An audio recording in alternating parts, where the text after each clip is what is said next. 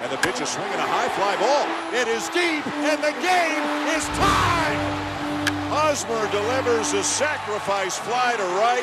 Duda's bad throw sails past Darno, and Hosmer scores.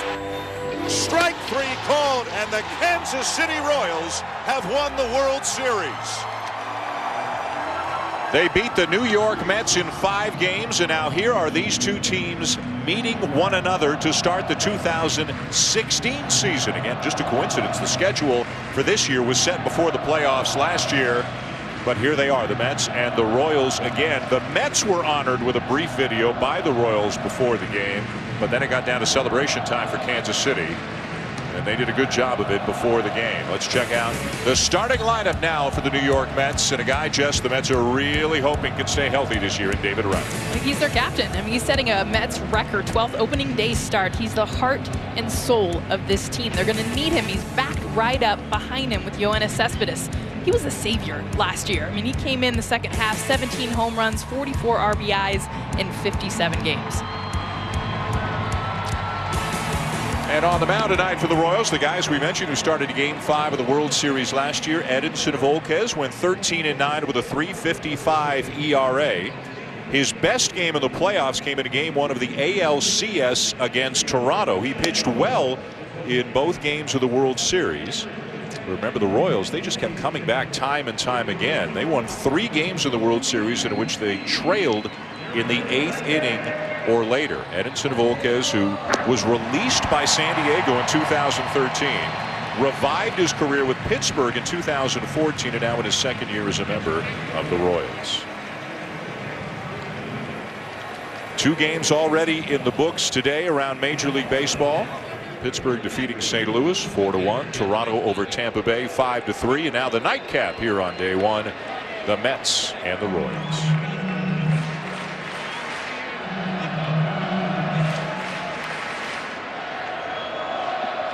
And weather-wise, just a beautiful night to get things started here in the Midwest. Curtis Granderson steps in for the Mets. Volquez is ready to go. And we are underway here at Kauffman Stadium. That ball taken out of play. Volquez will get a fresh one. And right off the bat, you see 96 miles an hour on that first pitch fastball. And that's something Volquez did a lot in the playoffs. He was throwing the ball hard last October. Breaking ball in there, 0-2. We're going to talk a lot tonight about Matt Harvey, but Edinson Volquez, from a stuff standpoint, does not take a back seat. We will routinely see mid-upper 90s with that sinking fastball, that curveball there, and an outstanding straight change that he uses a lot to lefties. Inside of the knees, ball 1 to Granderson. And that's a pitch, that last one, the two-seamer that he throws. Front doors these lefties. And you see it 0-2, you're going to see it early in the count, but watch with these left-handed hitters. Him try to aim it right at the kneecap of a Curtis Granderson, have it, hopefully for him, curve back over the plate. Granderson had a very solid 2015 year for the Mets as he takes a little bit inside of the belt.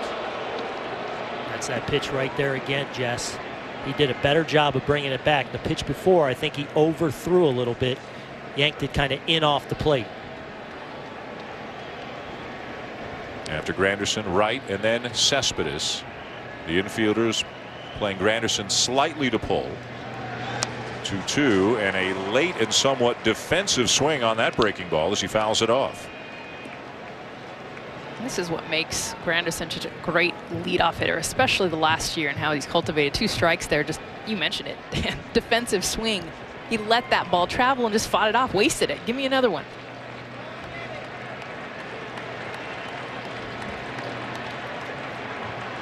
Volquez shaking off Perez a couple of times. 2-2 on the way, and a swing and a drive to center field. Kane with room.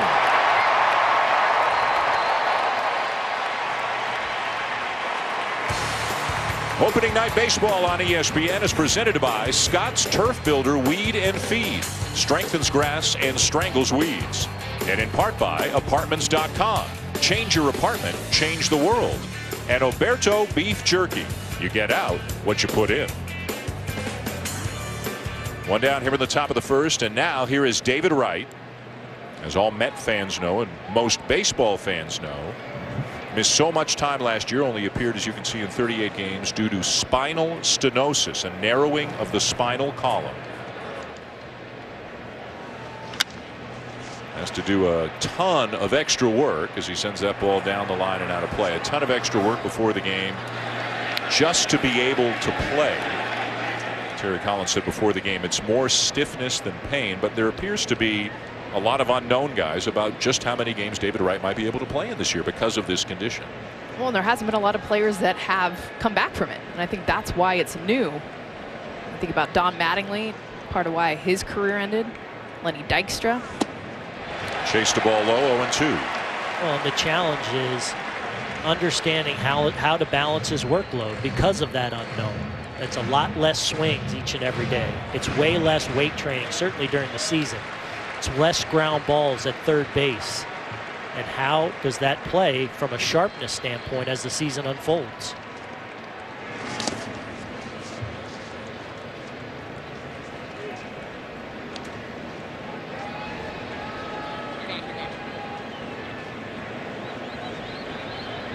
Is that Volquez with the that's the spring training, I think, edition of the Royals hat. He's got the wrong hat on. That's a fine. That'll cost. That's a big fine. We right just there. called him out Yeah. too. Think you'll have it He on might in the have gone second. unnoticed. 2-2. Well, Ned's got the right hat on. See the World Series champions, the gold KC. Well, they were within 90 feet potentially of winning a World Series championship in 2014, tying runs stranded at third in Game 7 against the Giants. They took it the distance last year, beating the Mets in 5. Ground ball down to third. Moustakas 2 down.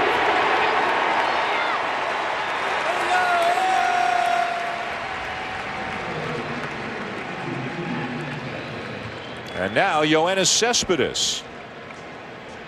A lot of intrigue around his free agency in the offseason. What would he do? And in the end, didn't get as long of a deal as he wanted, so he re-signed with the Mets. 3 years, $75 million.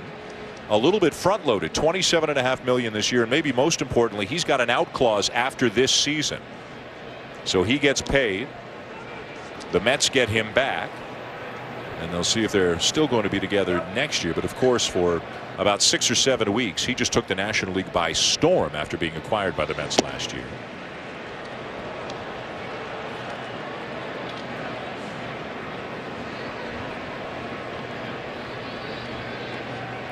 First 41 games, 17 homers. He did not homer in the last 16 regular season games and had kind of an uneven playoff offensively. But boy, for those first 41 games, there was even talk, guys, and I don't think it ever got too serious, but MVP. Could he be the National League MVP having only played 2 months in the league?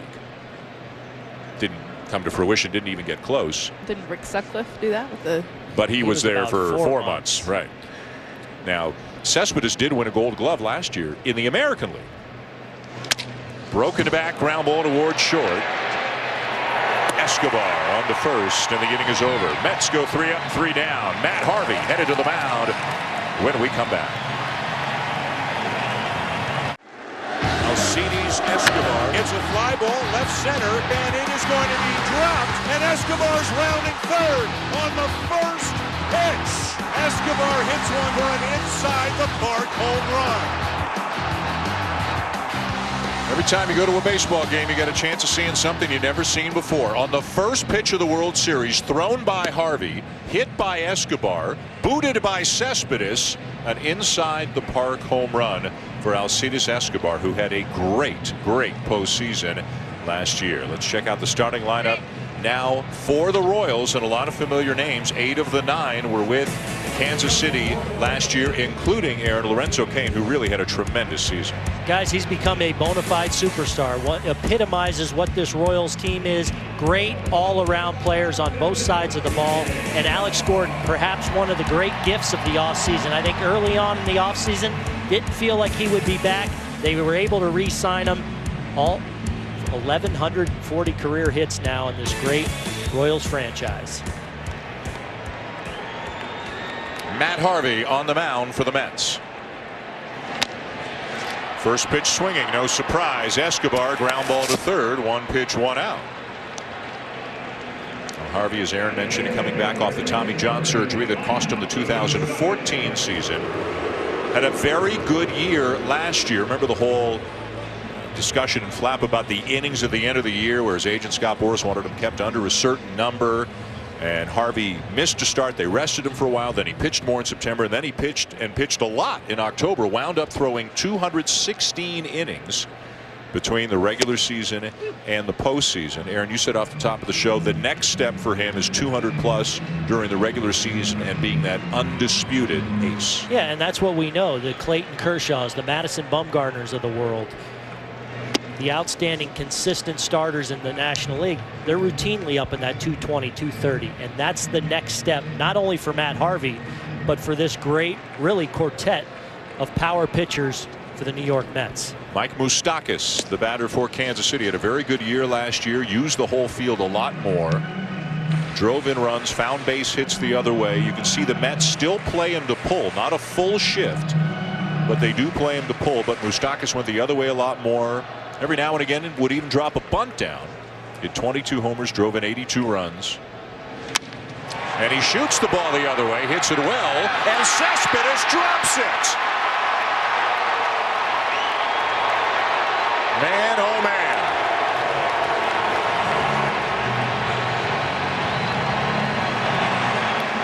And this ball is hit right to Cespedes, but watch how he goes after it. He kind of just takes his eye off it, and this is what, I'm an outfielder. It drives me crazy when you see just that slow motion, go to the ball, not even get another hand in there, and yes, this is what happens. And a lot of times it's just get to the ball. It's hit over your head, get there and catch it. And right there, just an example of what we saw in the World Series last year carrying over to this season.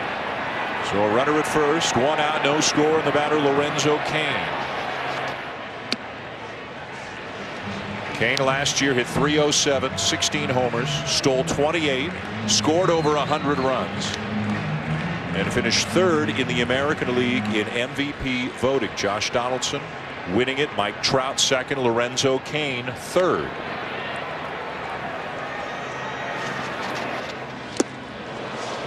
There's that slider that Matt Harvey is a true 4-pitch pitcher. Fastball, curve, slider, and change. But there's a chance, I think we might see this pitch, the slider, a little more often. He throws it hard, and especially against a guy like Lorenzo Cain. Now, while he's improved a lot on his ability to handle the slider, it's still a pitch that gives him a lot of problems. We'll see if he continues to go to it tonight against him. High fastball, and that'll ricochet off the glove of d'Arnaud. Might have hit the umpire, Jerry Davis. Winds up at the backstop, and Moustakas winds up at second. Well, I'm not sure if this is a cross-up or what, but this is just a high fastball that d'Arnaud just does not get the glove up in time. It didn't look as though he was crossed up. It looks as though he just whiffed it a bit off the toe of the glove, and a run into scoring position on a couple of mistakes now early on here for the Mets. An error on Cespedes, a pass ball charged to d'Arnaud, and a runner in scoring position for Lorenzo Cain. A little bit high, ball 3, the base open, and Eric Hosmer on deck for Kansas City.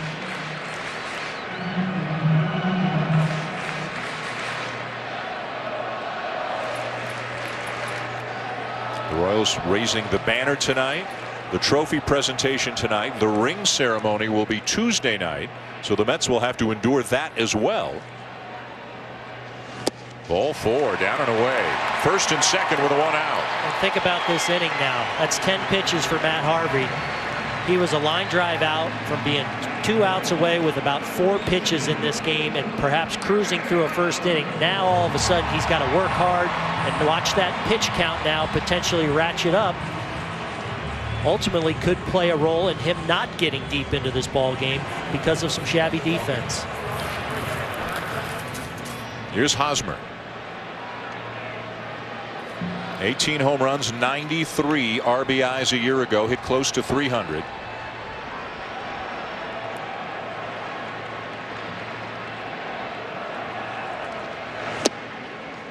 And just down and away for ball 1. You see our K zone there. That K lit up, meaning it caught the bottom of the strike zone. A strike zone that we've seen appear to get lower and lower over the last several years. According to our K zone there, it caught the bottom of the zone. Harvey doesn't get the call. And d'Arnaud liked it too, signaling out to Harvey, who misses low, ball 2. Unusual for Matt Harvey. I mean, one of his biggest assets, and I think why he gets the ball opening day, is the fact that he commands his pitches. He hits those spots consistently. Granted, it's day one, you know, kind of working out those kinks, but he usually commands that high top of the strike zone and then hits right at the bottom of the strike zone. Right down the middle, 2-1.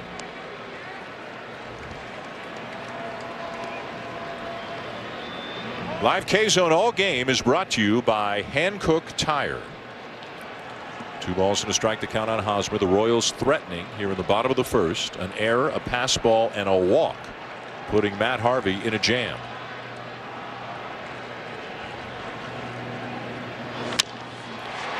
And that's going to sneak through the left side for a base hit. Moustakas will come in to score. Kane around to third on an RBI single by Hosmer.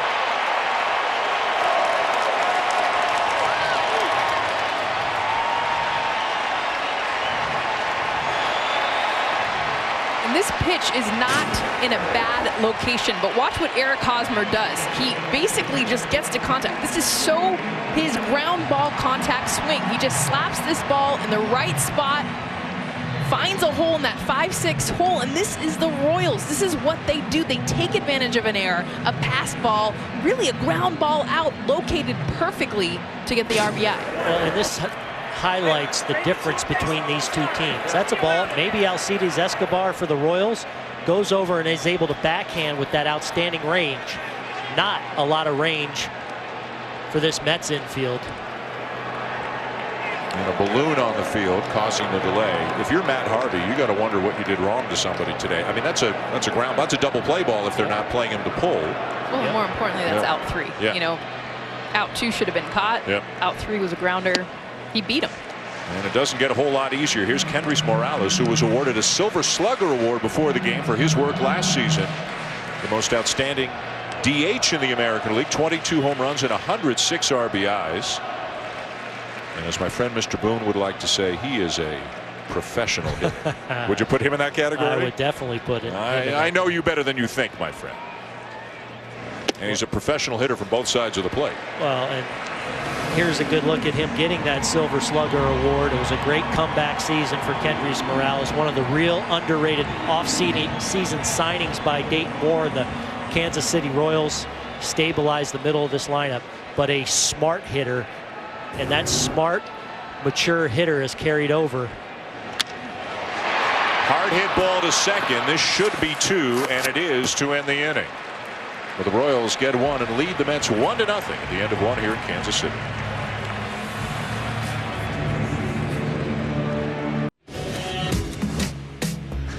Edinson Volquez last year pitched some very big innings for the Kansas City Royals in the postseason. The overall numbers do not reflect how well he pitched in October, but he was throwing BBs through most of the month, and he kept his team in games and allowed the offense and the bullpen to really do its thing at the end of games as the Royals came back time and time again. 2 starts, 12 innings, 4 earned runs in the World Series against the Mets. And he's got the right hat on now.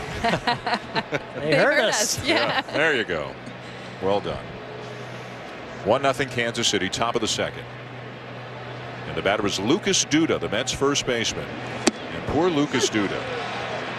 So he made the throw on the Hosmer mad dash home. It was Duda's errant throw. Hosmer slides in safely. And when the Mets were introduced one by one before the game, most of them got no reaction. Cespedes got booed, and Duda got cheered as if he were a member of the home team.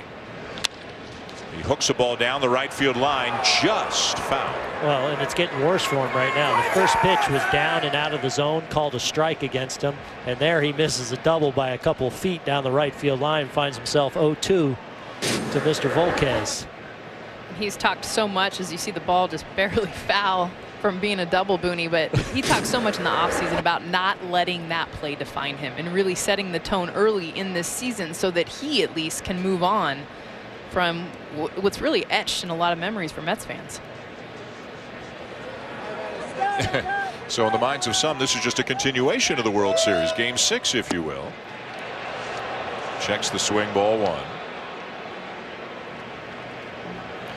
Well, K-Zone again says this was a strike at the bottom of the strike zone. You see that real good tight breaking ball from Edinson Volquez. Salvador Perez holds it there, but they don't get the call. And just high, 2 balls, 2 strikes. And again, anytime a K lights up in the strike zone, it means it catches a portion of the strike zone. So those last 2 pitches actually strikes. They go against the Royals and for Lucas Duda, and now back in this count. And there's one that K-Zone said was outside, but it's strike 3 called to finish him off. Just tried to backdoor that breaking ball there, and Duda's saying it didn't get all the way back, which he's right.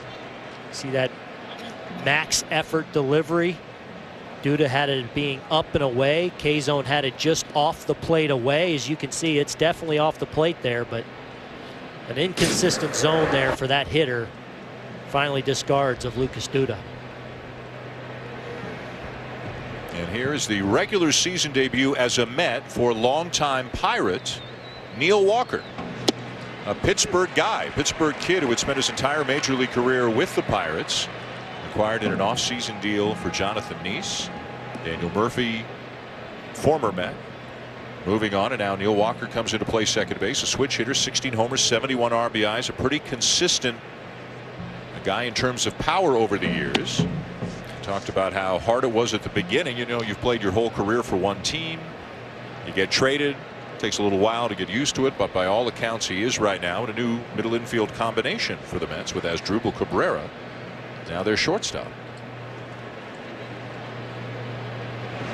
And the Mets really feel like they're going to get a pretty good upgrade in the middle infield with the addition of Walker, with Asdrubal Cabrera, both known as just average middle infielders from a defensive standpoint, but upgrades over what the Mets did a season ago defensively.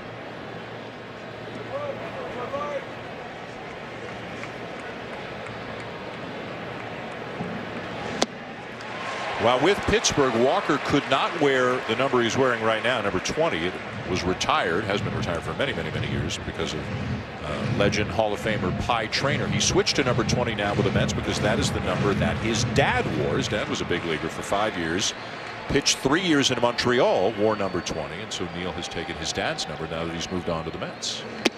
Pitches high and a full count.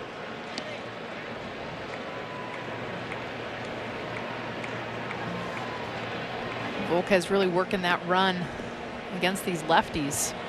Right now against Walker, he's setting him up consistently. Last 3 pitches, starting middle, heading away. You saw that K pitch of Duda off the plate. See if he comes back inside or gets another 2-seamer to run away from Walker. Former teammates here, Walker and Volquez in 2014 in Pittsburgh.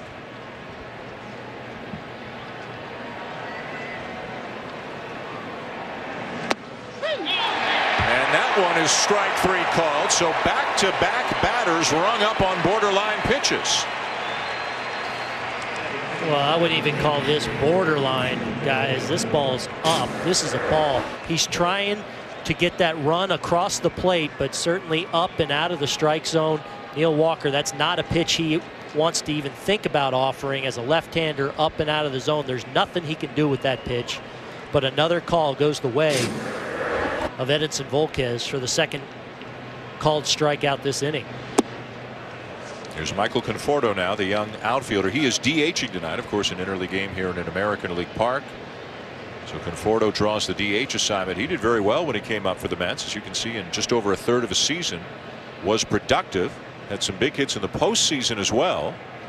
And eventually they figure he's going to be a guy to play every day. Right now he might platoon for the most part. Wander Lagares going to get the at-bats against left-handed pitching, although the outfield configuration would change. But down the road, Jess and Aaron, this guy sure has the look of an everyday player, and a good everyday player.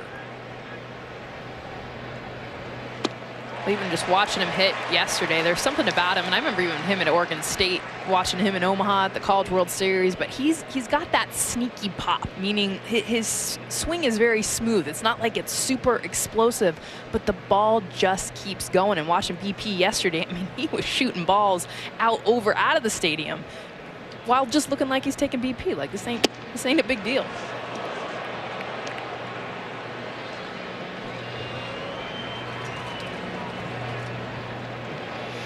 Had a huge game 4 in the World Series. 2 home runs for the Mets. One off Chris Young, one off Danny Duffy.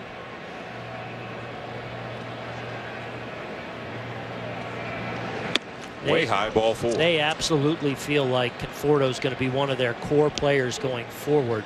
I think just being where the Mets are as a team, you've got a guy like Juan Lagares who's so good defensively in center field when he's right and able to handle left-handed pitching. It's just a way of easing Conforto in. But I think it won't be long, even in this season, when Michael Conforto's getting the bulk of the at-bats, even against lefties. Here's another newcomer to the Mets. We mentioned him just a couple of moments ago as Asdrubal Cabrera. Veteran shortstop, was with Tampa Bay last year, hit 15 homers, drove in 58, limited range, and maybe limited even a little bit more. At least this spring he was. He had a knee injury, cost him about 2.5 weeks, so he and Walker didn't get a lot of reps together as a double play combo. 30 years of age, signed a 2-year deal, and a known commodity. I think with both Walker and Cabrera, the Mets know what they're getting. They're professionals. They've been around a long time. And you think about this Mets team, Asdrubal Cabrera, who's been a very solid hitter, now hitting 8th. So it's a lineup that's very representative and should, in theory, support this awesome starting rotation. Excuse me, Cabrera hitting 7th tonight. I mean, you think of where they are compared to where they were in the first part of last season. It's a much better, much deeper line. Think about July, you guys, when they were struggling mightily to score a point on a given night. And then all of a sudden the influx of guys like Kelly Johnson, Juan Uribe, and of course Yoenis Cespedes changed their lineup to now they at least had some viable options. For a while there, it was almost a AAA lineup they were running out there on a nightly basis. They were last in the league in runs scored per game. They went to first with all of those acquisitions in July. So, I mean, they completely changed the makeup of what this team is about. 1-1 from Volquez, and a ground ball under the glove of a diving Hosmer into right field. Conforto around second and on his way to third. Mets on the corners with 2 down.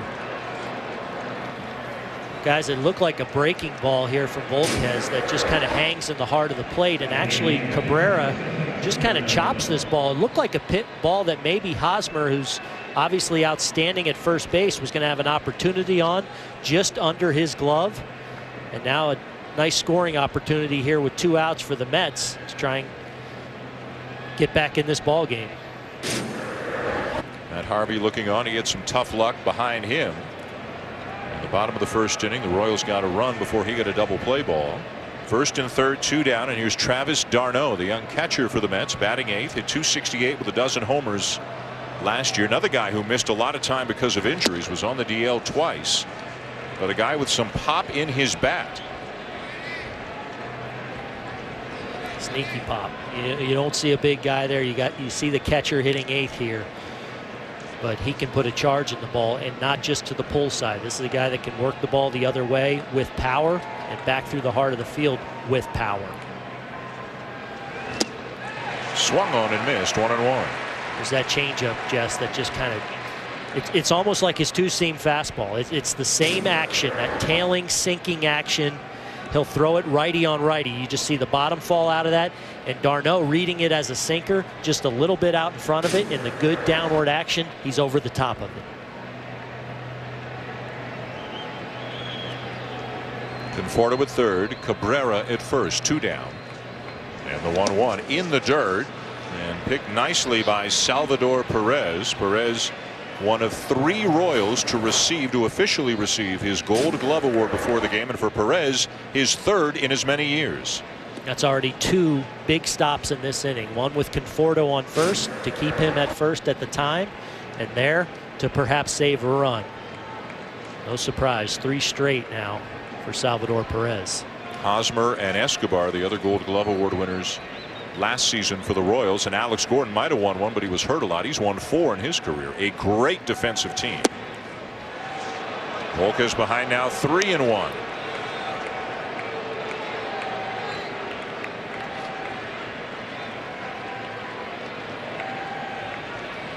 This is where the cat and mouse game goes. You got to sit, look something hard out over the plate, a good pitch to hit, but also understand that a lesser hitter's behind, and with 2 outs, Volquez isn't going to just completely give in to you. He wants to make a pitch. Grounded to third. Long throw. Moustakas on a bounce in time. What a good play by Mike Moustakas. The Mets strand a couple. This is the heart of the Kansas City Royals. As individual players, they're pretty special. As a team, they're World Series champs. What we see? Lay down. They're like family. And every family needs family photos.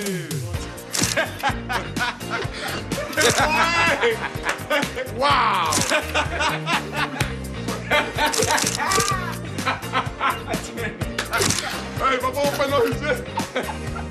Aerial coverage provided by Goodyear, covering the bases with tires for superior performance all season long. Goodyear, more driven. With Jessica Mendoza, Aaron Boone, Buster Olney, I'm Dan Schulman. Opening night baseball tonight, presented by Scott's. We're at Kauffman Stadium, the home of the World Series champion Kansas City Royals, as they take on the New York Mets. Fancy opening night lineup card too. Wow. Is that how you write? No. You know how I write. I don't know if in Canada it's a little fancier. No, that is way out of my league. Who do you think pulled that off? That's got that's Don Wakamatsu's work. Yeah, because when he was in Seattle, same thing. That's a Wakamatsu original right there. Good call.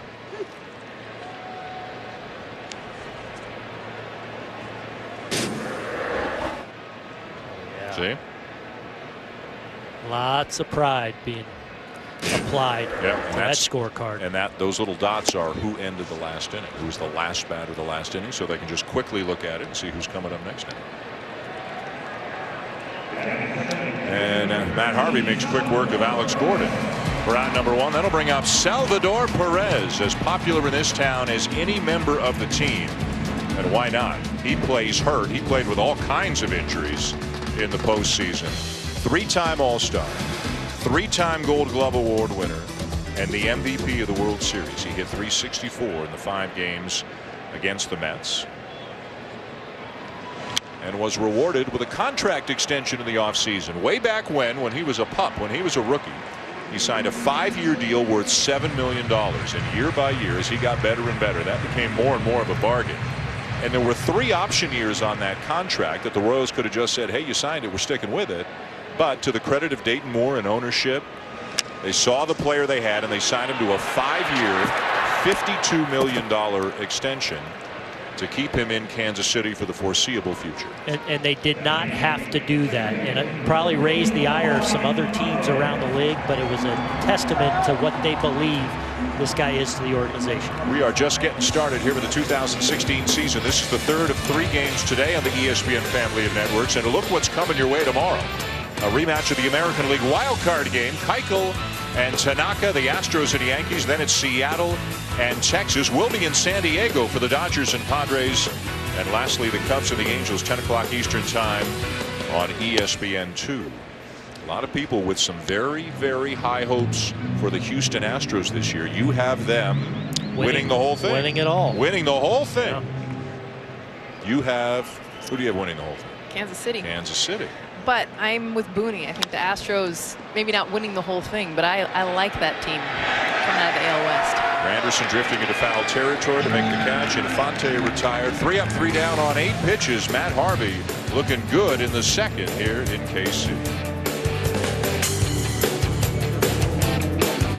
Heading to the top of the third, Eric Hosmer and the Royals with a 1-0 lead to the New York Mets. Earlier today, before the game, Jessica Mendoza caught up with the guy they call Hos. Hos, a lot of big stars on this team. Who would you say is the biggest star right now? We've got a lot. Salvador Perez is obviously what he's done. I think All-Stars and Gold Gloves at such a young age. I got to go with him on that one. After winning the championship off season, what was probably the biggest thing you did off the field? Coolest thing was going to the Jimmy Fallon show. Me and Salvador got to ride his plane and go out there and experience the whole nightlife show, so that was really cool. All right, growing up, favorite team? It was a mixture between the Yankees and Marlins. I was always a Marlins fan, but then they would always sell the team after the World Series, so I slowly became a Yankees fan. Dad's from New York, so that's why. Favorite player? Ken Griffey Jr. and Derek Jeter. Both on and off the field, just Nice. did it the right way. I like it. Yeah. Probably most positive influence in your life.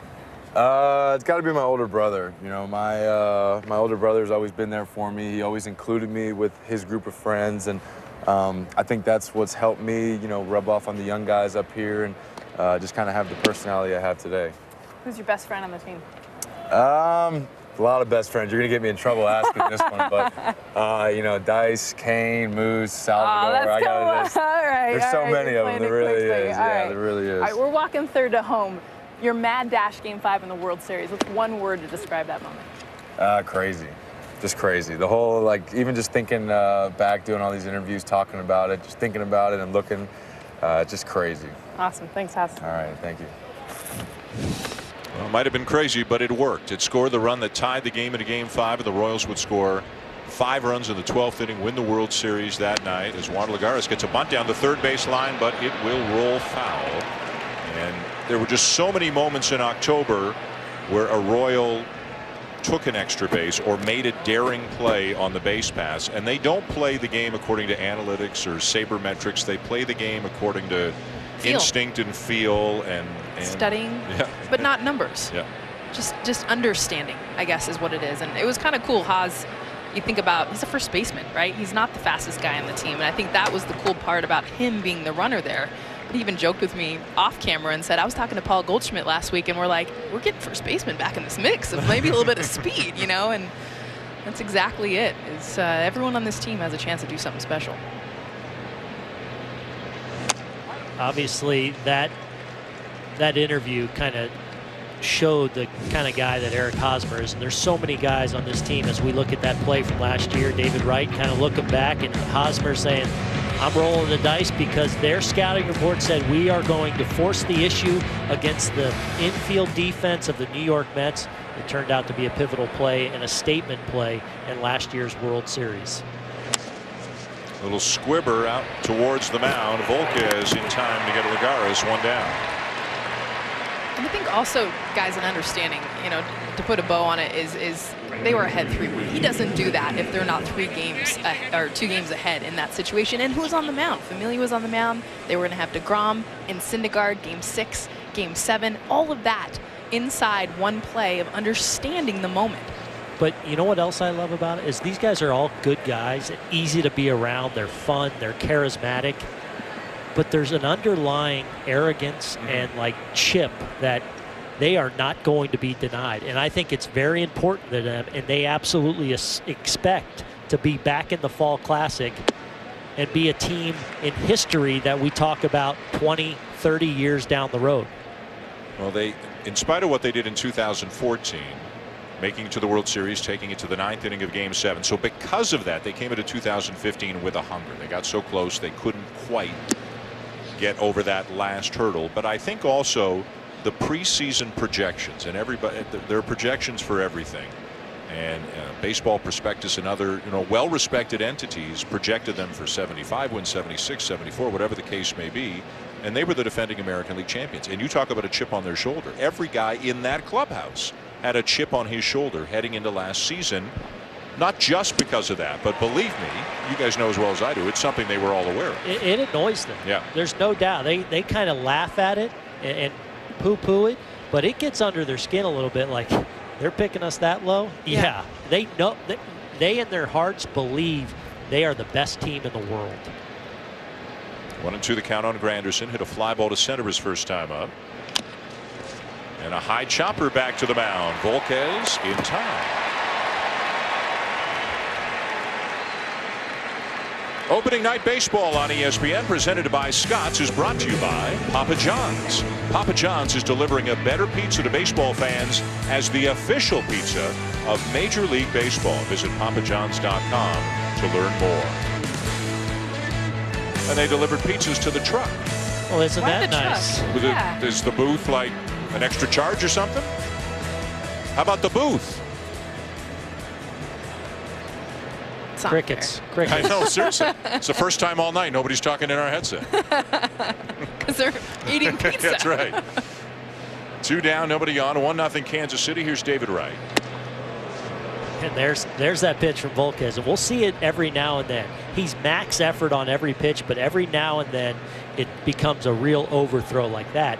And what happens over the course of the season, he'll walk a few more hitters than maybe he should. He'll make a few more mistakes, and that keeps him from being one of the true dominant aces in the game because the stuff is amazing.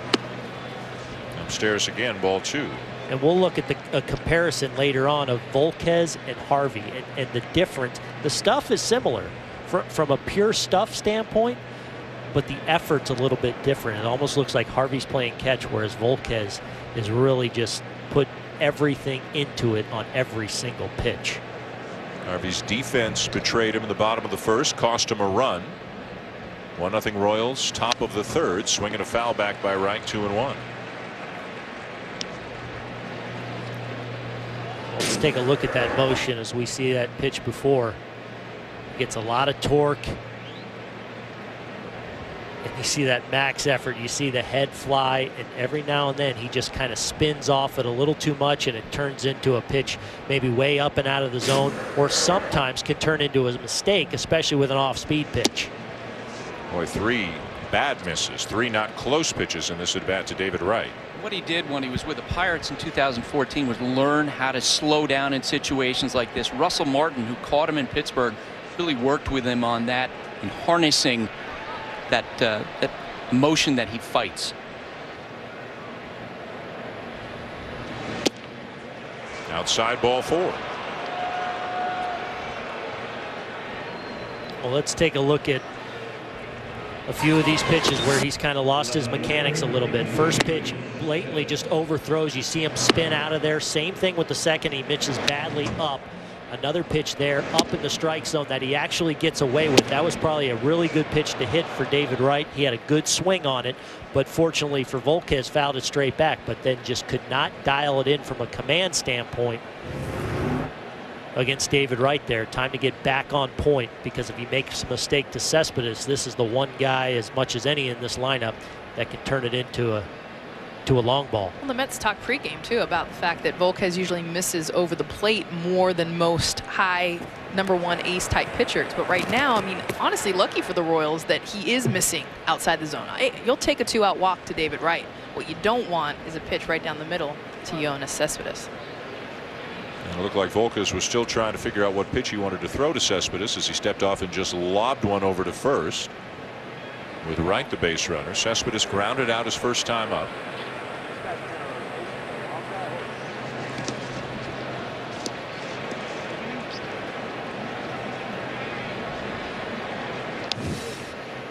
Well, he got it figured out, as we noticed in the first, and apparently everybody on Twitter noticed as well. He had the wrong hat on. He had the spring training hat on. Everybody else is wearing the official hat with the World Series logo on the side, or the World Champions logo on the side. Somebody told them they got it sorted out before the second inning. I've been there. Both you guys been there? Oh, yeah. Yeah. I figured one of you had been there for sure. Oh, yeah. No, not you. Not this one. Him. Oh, this other guy? So wrong cap, both of you? Wrong caps? Wrong hat? Yeah. Yeah. Oh, I've been there, yeah. Because with with the Reds, we used to have the black and red and the red and black. So sometimes, you got to look at the board to see what, sleeves are going with. You got to figure it out. Just sometimes, you're in a rush. You run out there and it messes up. Yeah. Yeah, your head's somewhere else. I mean, you're thinking about the counting game. your steps instead of looking at what hat you're supposed to be wearing. That was pre-step days. Yeah. Ball and a strike. The count on Cespedes. Sinking liner to center, drops in for a base hit in front of Kane. Up to second goes Wright.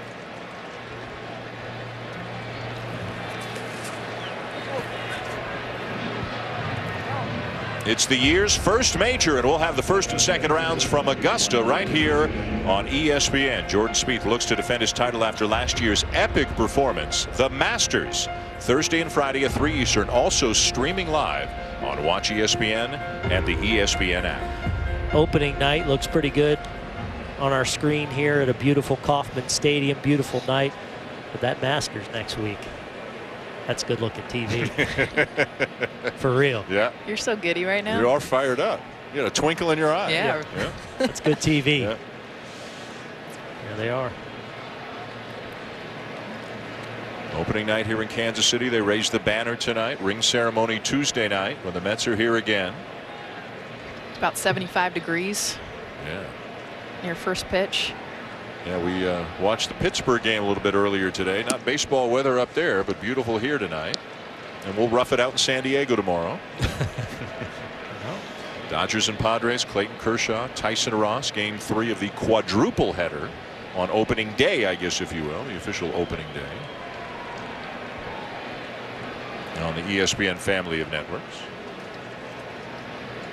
Boy, the Dodgers, so many injuries. I don't know that any team had a worse spring training in terms of health than the LA Dodgers did. They are banged up right now. Some guys who should be back fairly soon, like Kendrick and Grandal, but some guys who are going to be out for a long time, like Ethier, maybe even the entire season.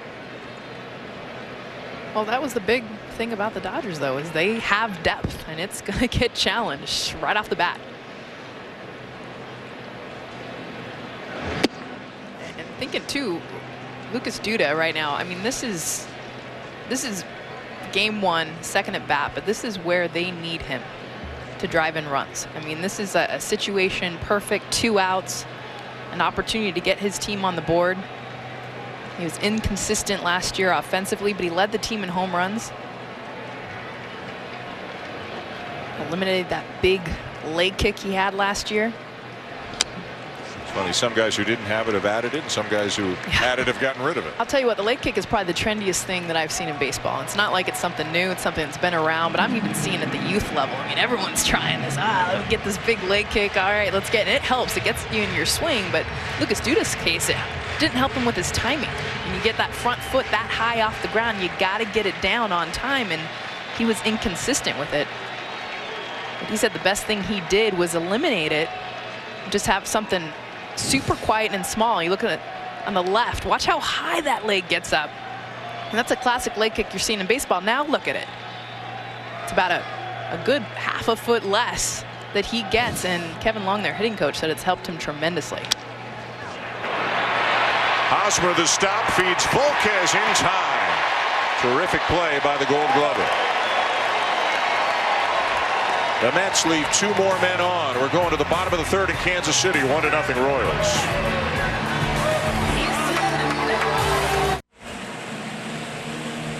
Bottom of the 3rd inning here at beautiful Kauffman Stadium in Kansas City. Opening night baseball on ESPN, and a rematch of the World Series with the Royals leading the Mets 1-0. Matt Harvey on the mound for the Mets tonight. An unearned run in the first. There was an error and a pass ball. He breezed through the second. And now he faces Raymond Fuentes on the team in the lineup, batting 9th, playing right field. You can see his numbers from a year ago at AAA. Gerard Dyson is on the DL right now with an oblique injury for Kansas City. Could be back in a couple of weeks. So Fuentes took advantage of his opportunity. Former first-round pick by Boston in 2009. I hope to get Dyson back in a couple of weeks. Great speed and obviously range in the outfield. Fuentes was traded from Boston to San Diego in the Adrian Gonzalez deal as he hits a soft liner to short, and eventually traded to Kansas City in 2014. Spent a year at AAA, now up with the big club. Welcome back to opening night baseball on ESPN, presented by Scotts. We mentioned 2 games earlier today. The Pirates defeated the Cardinals 4-1. Francisco Liriano was in midseason form for Pittsburgh, and he drove in the first run of the season. And then Toronto defeated Tampa Bay 5-3. Marcus Stroman over Chris Archer. Troy Tulowitzki with a home run for the Blue Jays. How about the Stro show? All this talk, David Price is gone. Can Marcus Stroman be the ace? I mean, I think through the first 7 innings, he had 14 ground balls. I mean, he went the complete game. Impressive. In Tampa Bay. Yep.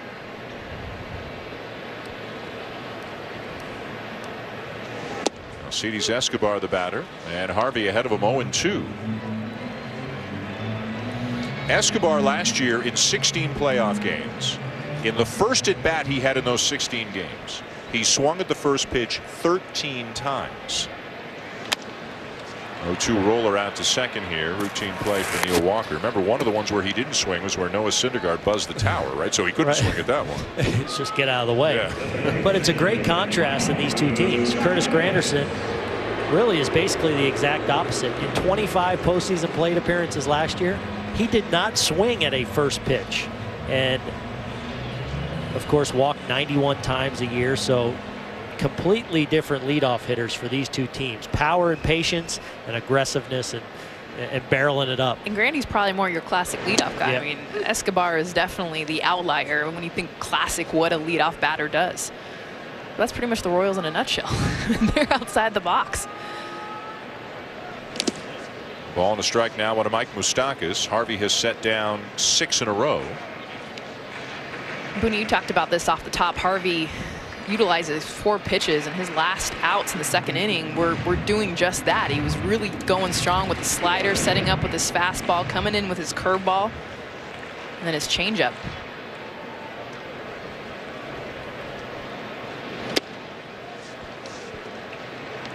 And what I like about him utilizing those 4 pitches is it changes the eye level. You see the last fastball up and in, it's a ball, but I think where that's key is the location. Now if he goes with something low in the zone, like his changeup, his slider, he's changing the eye level from Moustakas.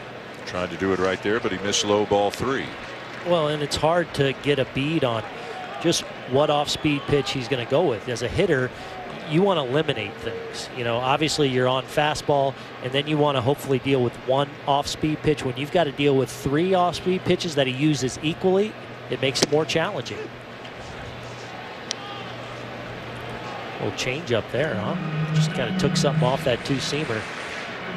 And this Mets staff in general gets so much credit for how hard they throw. And, you know, it's not like people don't talk about their secondary pitches, but this is what sets them apart. The fact that they're able to go to other tools in the toolbox besides, oh, by the way, 95-96. Swing and a miss by Moustakas. Second strikeout of the night for Harvey. 7 in a row set down by the Dark Knight. Buster Olney will speak with Terry Collins when we come back. Back in Kansas City moments ago, our Buster Olney spoke with the Mets manager Terry Collins. Terry, so far, how would you assess Matt Harvey? Well, he's been throwing good. He had a little bit of a rough first inning, but you know we make a play and he's pitching great right now. He's in a good rhythm and he's making the pitches he needs to do. You had the medical situation early last week. How much bearing does that have for you tonight in deciding how long to go with him? Well, you know, again, we'll just kind of monitor him during the game, but you know the doctors have given him a clear bill of health, and you know he was ready to go 100 pitches, and we'll probably keep him around that tonight. Terry, thanks. Back to you.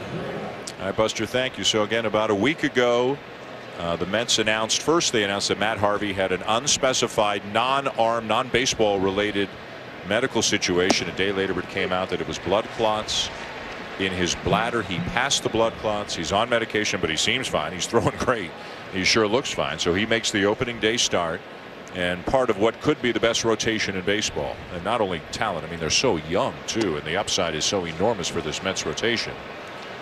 Down 1-0 here in the top of the 4th. Neil Walker leading it off against Edinson Volquez, who's already at 62 pitches. And again, an issue sometimes for Volquez because the command comes and goes. Even though the stuff is great, falls behind some deep counts, some long at bats, and whereas some other guys can do 7 or 8, he's more often a 6-inning guy, even with the power stuff. And the good thing is, with the Kansas City bullpen, Dan, you can live with a 5 or 6 inning pitcher. Ned Yost said to us before the game, you know, we feel pretty comfortable at the end of the bullpen. You know, we got Hoshaver, and we got Herrera, and we got Soria, and we got Davis. And I would think Ned sleeps very well at night as Walker grounds out. Oh, and by the way, Chin-Ming Wong made the team out of spring training, and apparently he's throwing the ball, that bowling ball sinker that he was known for in New York when he was winning 19 games. He had that going this spring, and he's going to figure into that bullpen mix. as good as their bullpen has been the last couple of seasons, there's potentially a chance on paper, at least going into the season, that it's maybe better than it was a year ago with the addition of Soria, with some of the depth they now even have in the middle innings. But you can see last season what they were able to accomplish as we look at Chen-Ming Wang, now part of that bullpen. Ned Yost said he had a talk with the 4 guys towards the end of the pen, Hochevar, Herrera, Soria, Davis, and he said, listen, each of you can pitch anywhere in those 4 innings, and we all know that. He said he is not going to pitch anybody 3 days in a row, at least for the first month, maybe for the first 2 months of the season. But then he's got a luxury. If Davis has pitched twice in a row, Soria can close. He's certainly done it before. Herrera can close. So just I mean, if you put the Mets rotation and the Royals bullpen together, lights out. Don't give me a bet. Outside, 2 balls and a strike to Michael Conforto. Well, what's cool to see is across baseball the trend that's starting. Not that the Royals are the first to do it, but with the Yankees and how they're building their 7, 8, 9 guys. They get Chapman and Miller and Betances, and it's across the board. There's no question what the Yankees have done. The Red Sox went out. They traded for Carson Smith, who's injured right now. They traded for Craig Kimbrell. The Blue Jays traded for Drew Storen and then considered having Aaron Sanchez in their bullpen just to have that power type Kansas City bullpen at the end. But Sanchez pitched so well they were forced to put him in the rotation. Astros, Booney's team. Giles and Gregerson now. Well, I mean, think about it now, going back the last several years now. Every World Series champion at the end of the year, we look back, and usually the bullpen played a gigantic role in it, and were able to shut down games and win the games you're supposed to. The Royals have certainly epitomized that the last couple of years, and certainly last year with their first World Championship in 30 years. Well, you saw the banner that they raised tonight in honor of the 2015 World Series. I mean, the Royals knew if they're tied after 6, they got a better chance to win the game than you do, whoever you are, just because of the depth and power in that bullpen. And we shouldn't forget that was after Greg Holland went out with an injury. Greg Holland's now a free agent. They did not re-sign him, but he was their closer. Davis moved into the closing role and went from being probably the top setup man in baseball to maybe the top closer in baseball. And look at these numbers in the 5 games against the Mets, what the Royals bullpen did in the World Series. Look at the strikeout to walk ratio.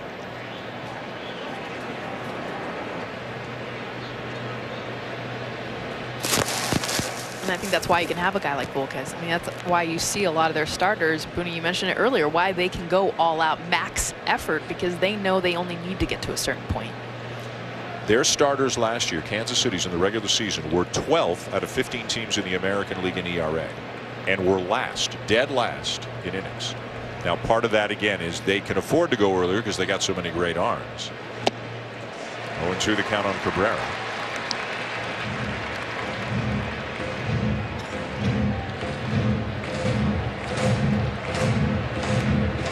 A sellout, of course, here at Kauffman Stadium as the Royals and the Mets open up the 2016 season. They'll meet again on Tuesday night.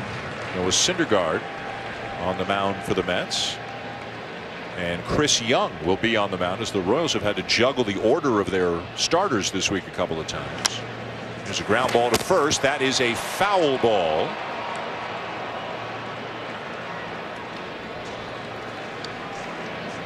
Follow live baseball with the MLB.com at Bat app. Stay up to the moment at any moment with game day, live game video highlights, StatCast, news, and more. Download MLB.com at Bat, the #1 app for live baseball on your phone and tablet.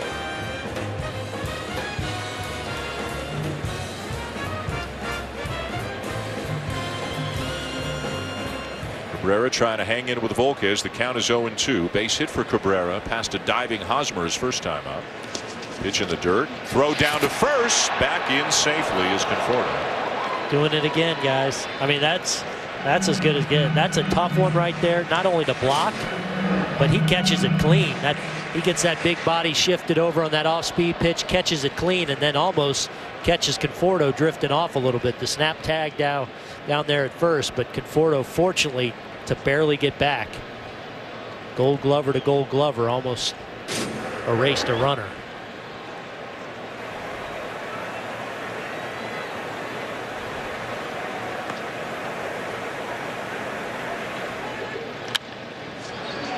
Popped up on the infield. Escobar for out number 2. Some of the fans started going into their Moose chant, and then Moustakas gave way to Escobar. They had to back off on that.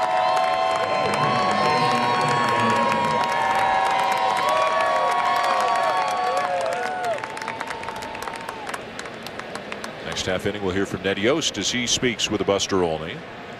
The Royals winning the World Series last year, 30 years after they won it in 1985. When they were led by one of the all-time greats, George Brett, who we bumped into before the game downstairs. Still looks like he could go out there and hit about 280, 290, doesn't he? Yeah. 300. He really does. Yeah. Let's round up to 300.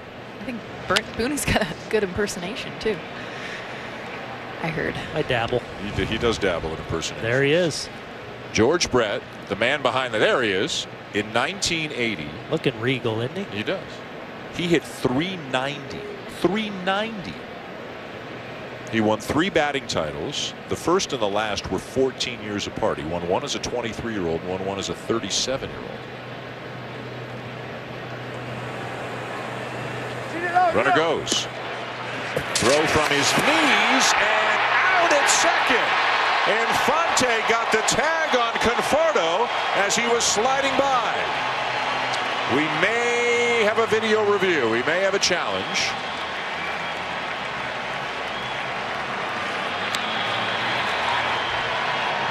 And now the Royals are coming off the field, and now Conforto's coming off, so the Mets won't challenge.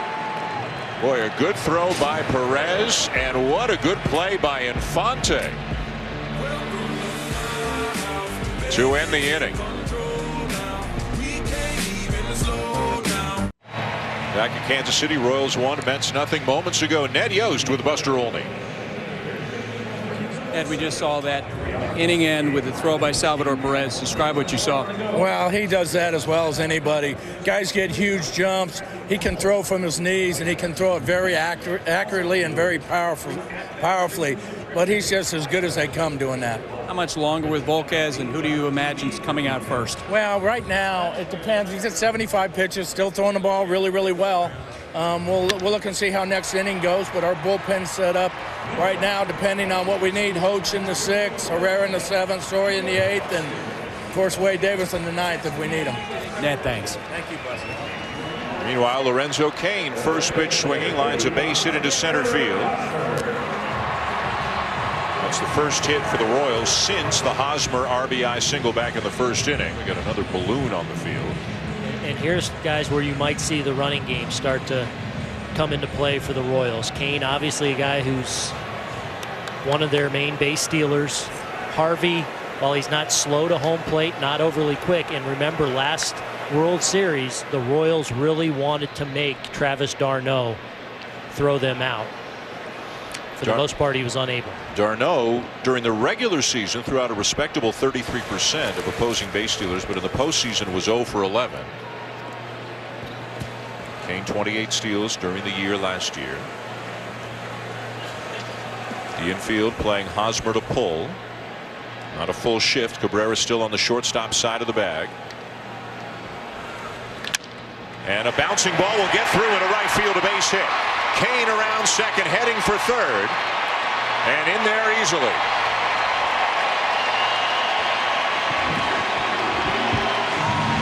And Hosmer is just one of those few hitters that likes that ground ball contact. And you watch him just chop this ball. I mean, he doesn't even get all the way through his swing because he's trying to do just this. He's had 2 hits now on perfectly placed balls. And look at Lorenzo Cain just get on his horse and take third.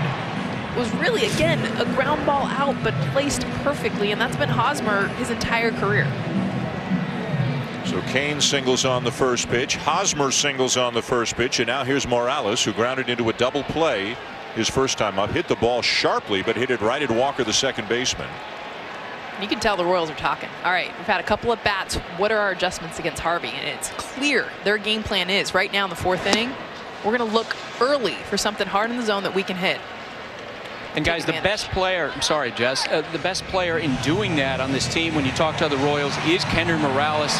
Other players say he will go into a video room, he'll study for a couple hours, he'll come out with specific adjustments for his teammates, and they say in game he's terrific at picking up what the pitcher's doing.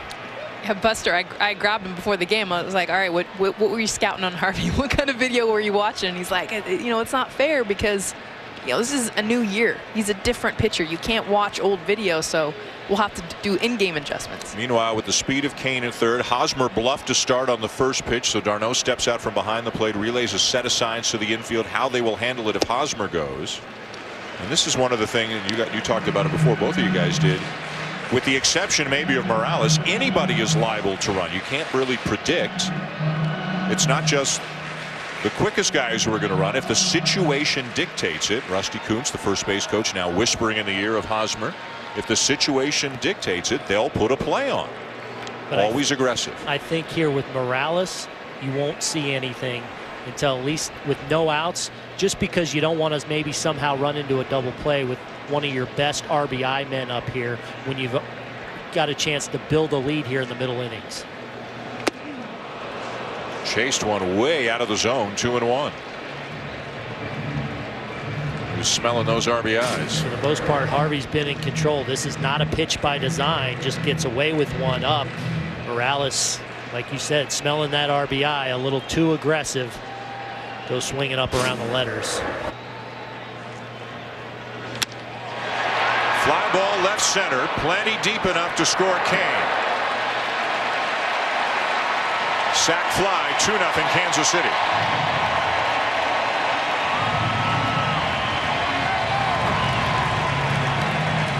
Well, what a great adjustment from a great RBI hitter.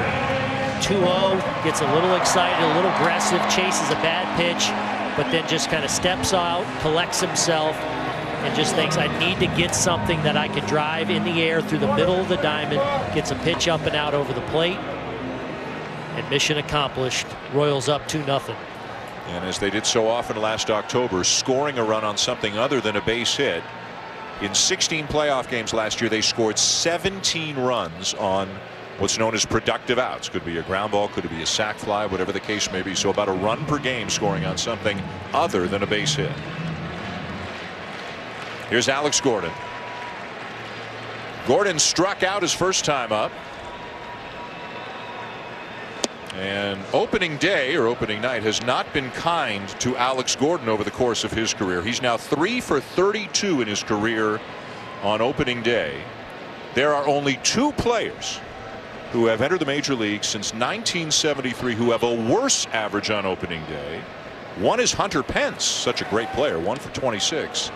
The other, whose work I'm not as familiar with, Aaron Boone, went 2 for 25 on opening day and was trying to calculate how many at-bats Gordon would need to have tonight without a hit so that Gordon would fall below you on the list. The answer is too many. I think 6 or 7, something like that.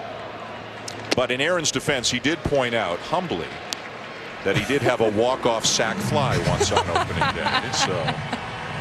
And Hunter, a hit's gonna. All he needs is a couple of hits here the next couple of years, and you're done. Yeah. And they're going to rename it. Yeah. You know, you have an offer on opening day. They're going to say, "Oh, did you get boonied today?" You know, I mean, this could be a thing. I mean, I want to start it as a thing. We could just talk about it throughout the season. Well, fortunately for Aaron, the double play ends the inning, and we'll find a new topic when we come back.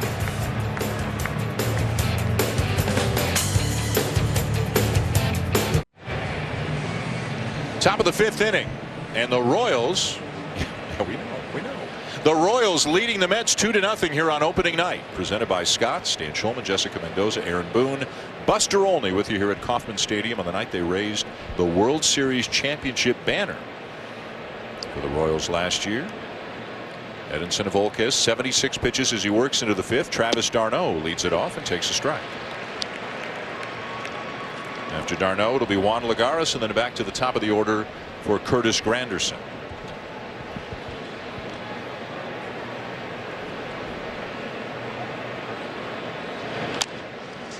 Chopper weakly hit foul up the third baseline, 0-2. Join Major League Baseball, New Era, and the 30 clubs as we celebrate opening day. Show your team pride by wearing your favorite cap tomorrow and share on social media using hashtag #CapsOn for a chance to win prizes. Tune into all the opening day action tomorrow on ESPN. So we're getting with the spirit of things on opening day. We've each brought a cap. So why Reds? Start with you. That's where I spent the bulk of my career. Where I spent the bulk of your career. That's what I consider myself. I grew up in LA in the 80s. This is the team I was watching. Are you kidding me? Fair. Kirk Gibson? Where are you from? And I grew up in Toronto before the 80s. If it was cold out, would that be a Toronto Blue Jay toque? No, this is not a toque. No? This is not a toque. We've had this. Yeah. Would I have a toque? Oh, absolutely. You lost 80% of our viewers because no one knows what a toque is. Sorry, there's the logo. It's a beanie. It's a beanie. So, and I can actually say I was at the original game, April 7th, 77, in the snow. Wow. Against the Chicago White Sox. Toqued up. I don't know if I was toqued up because legend has it that 10-year-old Danny bailed after 5 innings because it was kind of cold. I know that comes as a shock to you. Yeah, not really. I put it on a tee for you. I didn't have to do that. d'Arnaud strikes out. So Kirk Gibson was your guy growing up, Joe? It was actually Brett Butler, which is a more unknown name. But when you're watching Dodger games a lot, when you're 5, 6, 7 years old, and I like the short swing. I like the fact that he was very Royals-esque and putting the ball in play a lot. Wasn't a big strikeout guy, and I related to that. It's always fun watching ball when you're young and picking someone that you relate to and feeling like you're impersonating them every time you're up to bat. Now, for both of you, was there a moment where a player you loved as a kid, you went on to meet that player as an adult, and what was that moment like? Did you meet Brett Butler? Have you met Kirk Gibson, or some of the Reds that you met? Early on, I wanted to meet. Or some of the Phillies, I guess you met, because when you were a kid, your dad was with the Phillies. Yeah, but early on, I wanted to meet George Foster. So I'll never forget meeting him in the bowels of Veterans Stadium. Walking down as a 4-year-old kid, my mom took me by the hand, and I got to meet George Foster, and that was a big deal. I remember Earl Hershiser working. It wasn't until I worked at ESPN. I got to work a College World Series in Omaha. See the ground out there, and I was so giddy, and I hate being giddy, you know what I mean? Because I think any ball player, I don't care who you are, we're all normal people. Like, everybody's the same. So I never like to give anyone, but when you grow up and you watch just a certain group of players, I was like, and I'm working with them in the booth, and I'm just like, he's the bulldog. Yeah, and we had a bats that they gave us, and I was like, can you maybe sign my bat? Like, I'm a big fan. Like, it was so awkward, but that's me, and I was. And you were giddy. Yeah. No, you get giddy. We've seen you giddy. Yeah, I get giddy around you guys. That'll go away real quick, though. I'm getting to know you. It's not a big deal. 2 down in the inning. Curtis Granderson is the batter. 1-0 or 2-0 rather. Kansas City, they lead here in the top of the 5th. Volquez has allowed just 2 hits tonight.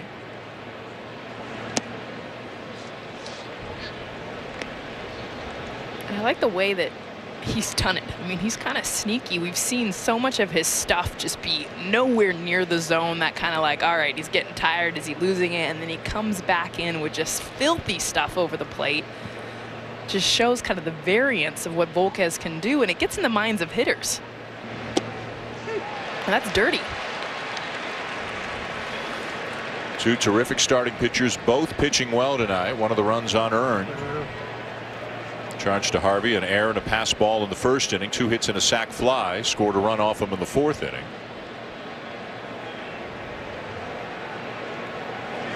Wow. Nasty stuff. Tag applied, and the inning is over. Strikeout number 4 for Volquez. 5 shutout innings for the righty.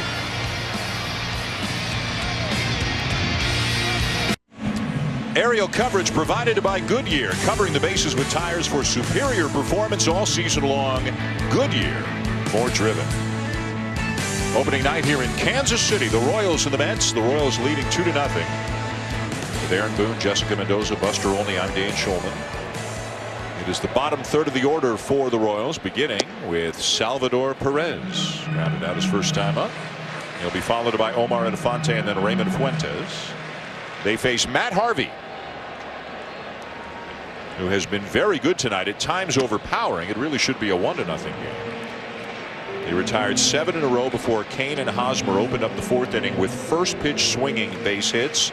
Morales delivered the sac fly.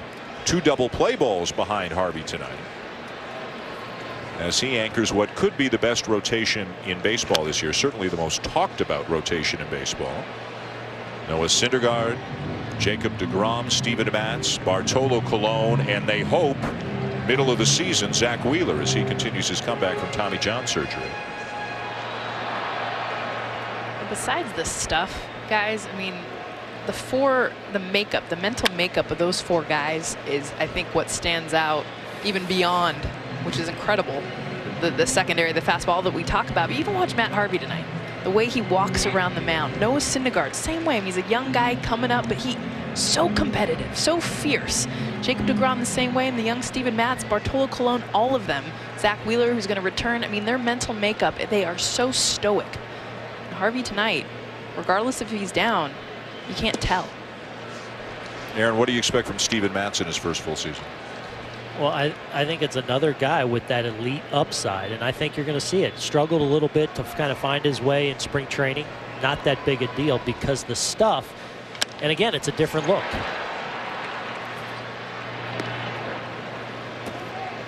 Let's take a look now at our See the Difference replay, brought to you by Maui Gym. Well, let's take a look at Matt Harvey tonight. He's established all his pitches here against Alex Gordon. Curveball to get the second strike, changeup out in front of a fastball to Salvador Perez, that slider that disappears down in the zone, and then here to Moustakas, a 3-1 changeup, and then finishes him with a 91-mile-an-hour slider down and in.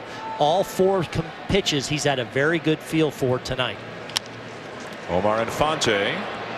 Two-hopper down to third, right, long throw, big stretch, but not in time. Infante safely across.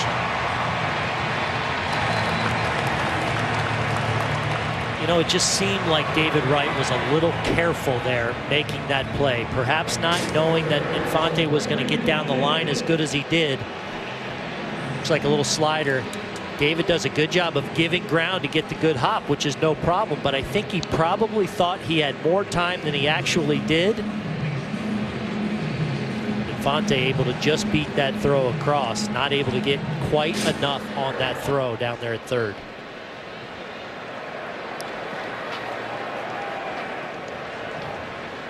So 1 on 1 out for Fuentes. Shows bunt, and he takes outside ball 1. Fuentes lined out to short his first time up.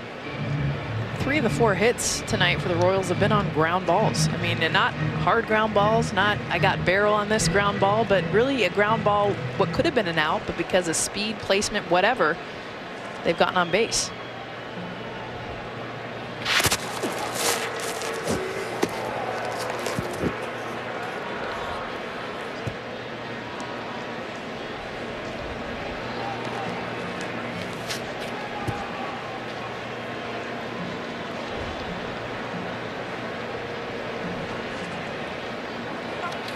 Runner goes, and it's poked foul by Fuentes.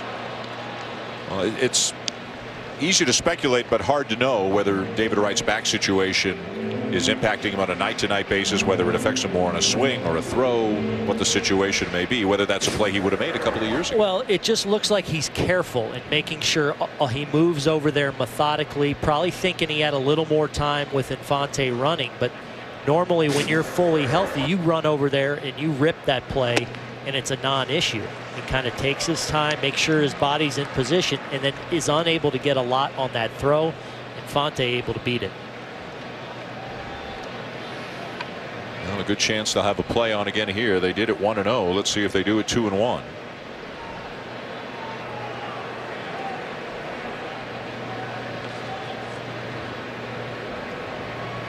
Not going. And it's ball 3.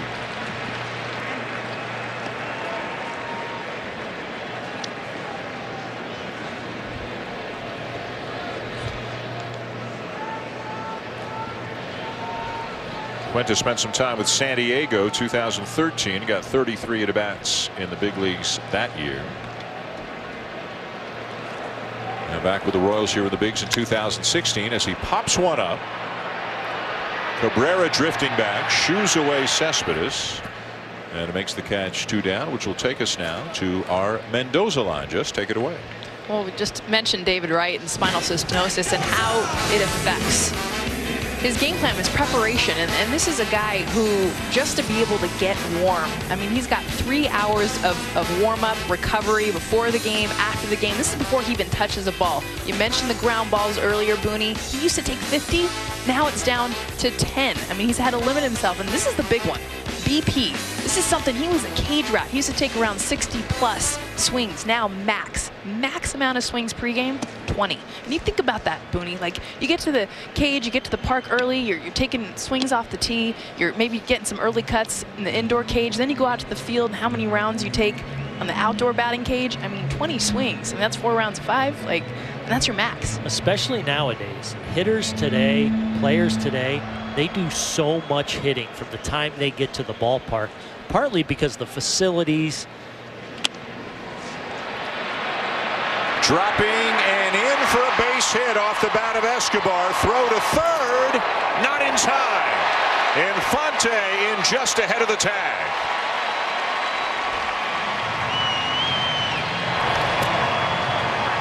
Well, Royals pushing the envelope again, going first to third. We saw him do it earlier with no outs, here with 2 outs. Infante making the judgment that he could get to third base. It's a close play as you see the Mets coaching staff deciding if they want to challenge this. Lagares does a good job of getting behind this ball and getting a lot on the throw. And it's the slide. Yep, although it looks like Terry Collins is coming out to challenge this. Is that tag on him? I think he's in there.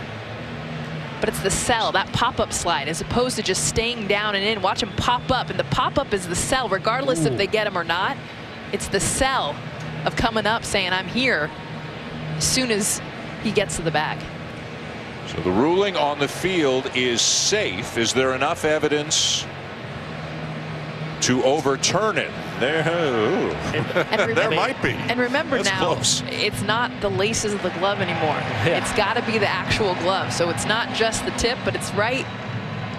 He gets the whole glove. It's close. It's hard to know definitively. Again, remember the call on the field is safe. It's hard to know for certain that that glove is on Infante before that foot gets the bag. It might be on it there, but from any of those angles that we have, do we know that definitively? I would say no. Right here, is it there yet? Maybe, but is it for sure there? I don't know. I don't know if you can overturn that.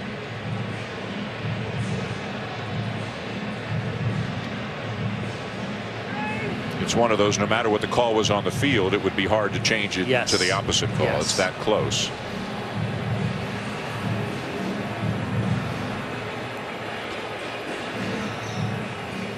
Matt Harvey will take some warm-up tosses as the review is still going.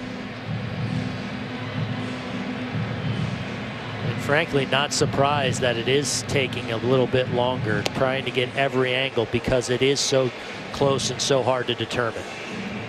Right, because you almost need to see exactly when does the actual glove hit him. Yep. Not enough to determine it out. And I think they're right in that decision.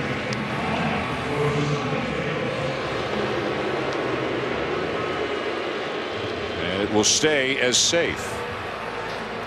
So first and third, 2 down. An infield hit for Infante. A little flare for Escobar. And here comes Moustakas. He has reached on an error and scored and struck out. The official ruling is it stands. So there's a difference. The end result is the same between confirmed and stands. But there's the runner going from first. No throw down to second by d'Arnaud. Escobar with a stolen base. They just don't give you a chance to breathe.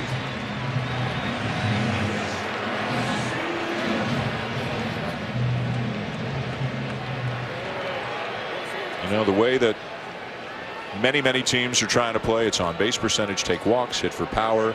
These guys don't have a lot of power. They don't take walks, but they put the ball in play for their ballpark with the talent that they have. Putting the ball in play, putting the pressure on the other team, using their athleticism. It's a style that wouldn't work for every team in every ballpark, but it sure as heck works here. And it's shown up tonight. It's been Royals baseball at its finest. The 2 threats that the Mets had, 2 fine defensive plays, one by Moustakas over the bag at third to retire d'Arnaud, and a diving play by Hosmer to rob Duda. That a lesser defense, maybe 2 runs.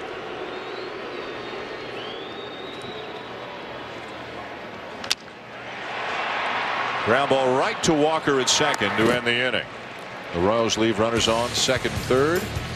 They still lead 2-0. David Wright will lead it off when we come back.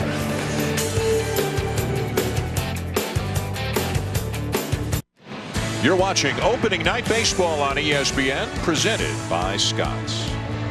Dan Scholl, Jessica Mendoza, Aaron Boone, Buster Olney. Glad you're with us tonight in Kansas City, and inviting you to join us again tomorrow. 4 games on the ESPN family of networks. We will be in San Diego at beautiful Petco Park. The Padres opening up against the Dodgers. 7 o'clock Eastern time, 4 o'clock locally in San Diego.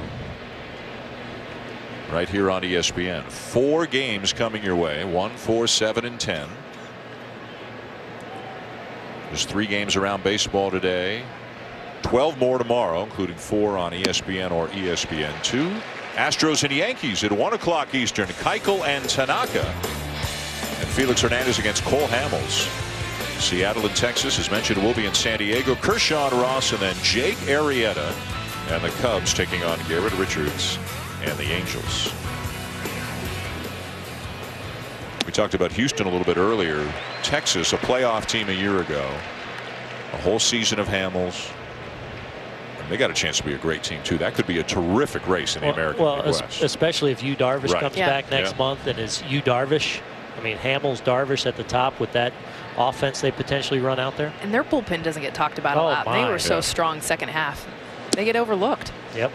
And I know, Aaron, in talking to you, you feel the same way I do. Rougned Odor is about ready to buckle up. Right. He can play. He's going to put up some numbers. Guys, they got a lot of guys coming back on layaway, whether it's Yu Darvish expected back in mid-May. They have some tremendous position players in the minor leagues. And Matt Bush, former #1 pick, will look great in spring training. You saw Luke Hochevar up in the pen right now for Kansas City. If Volquez cannot get through this inning, then Hochevar will be asked to take care of the 6th, Herrera the 7th, Soria the 8th, Davis the 9th. They've got an off day tomorrow. These 2 teams play again on Tuesday. Then both teams actually have 2 off days before they resume their games on Friday. High fly ball down the right field line. Fuentes over near the pole, and it winds up foul deep down the line. You know, we've talked about Volquez, and obviously he's been very good tonight, but there's been times where he's gotten a little out of his mechanics and started spraying that fastball, and, as we've talked about, and he's missed a couple of spots out over the plate. There looked like another one to David Wright that he had a good swing on, but just wasn't quite able to do damage. That just tells you the stuff that Volquez has.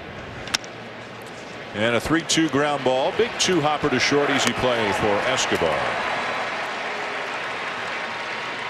Well, and Volquez has been kind of all over the map. I mean, he's had some big misses. And you saw early on, and it's not just close. It is way out of the zone. But then he comes in with the nasty stuff. Look against righties, the sinker, that late break, sawing off the bat of Cespedes, and then the front door to the lefties, both with Duda.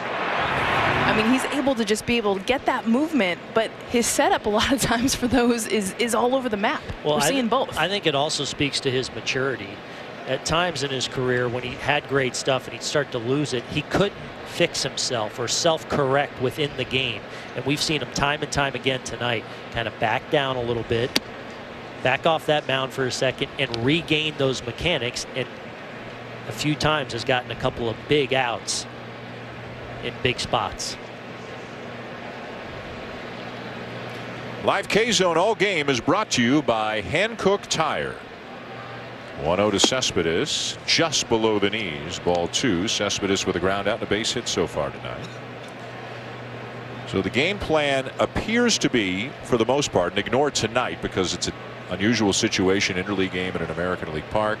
But the game plan for the Mets appears to be Cespedes will play center against righties because Conforto will be in left.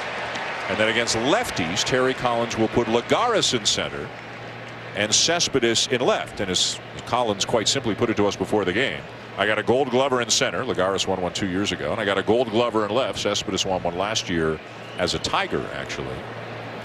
So that's the way they will do it. So in effect, Conforto and Lagares will be platooning for the most part, just not at the same position. Back-to-back pitches there, behind in the count, now coming up on 100 pitches at 98. 2 fastballs that he throws right past the number 3 hitter for the New York Mets in hitters counts. The stuff for Volquez still electric.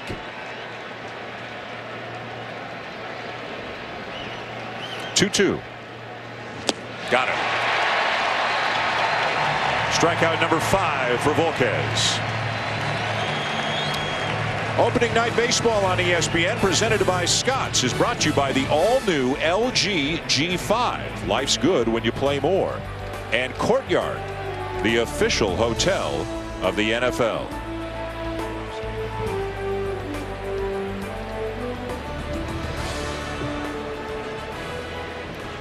Two down here in the inning. And Ned Yost asking Volquez to get one last out here. He'll face Lucas Duda, who's 0 for 2. Look for that front door again. We showed it in the K-zone package, but against these lefties, and Duda right now especially, because he can really hurt you with that inner part of the plate. But if it looks like it's coming at you, which is Volquez's plan, and he starts on the first base side of the rubber already, so that angle to get that run on this pitch. And there it is.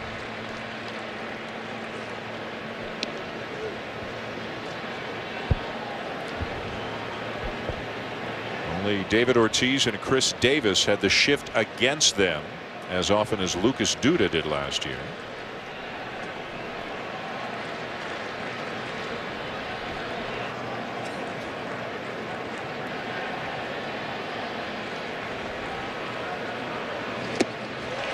Good changeup, 1-2. A changeup which has been effective for him all night long. Got him an out of Cespedes to finish him off with the ground out, and now back-to-back strikes here to get ahead against Lucas Duda.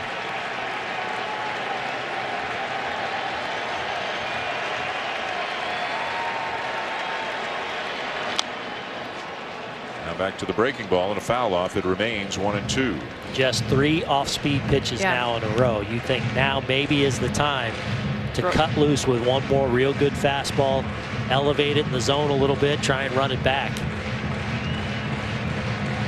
Might get your wish.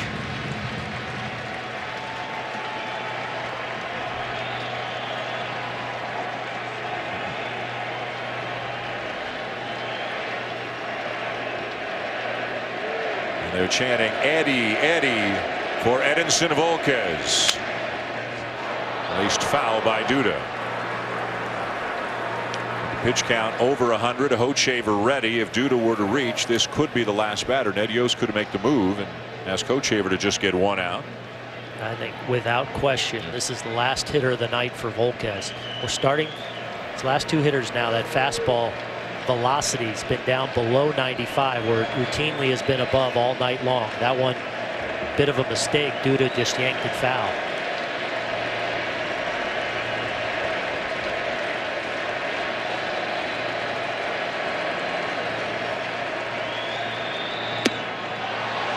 Close, but no.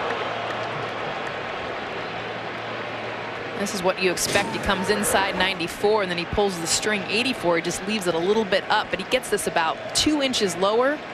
That's strike 3.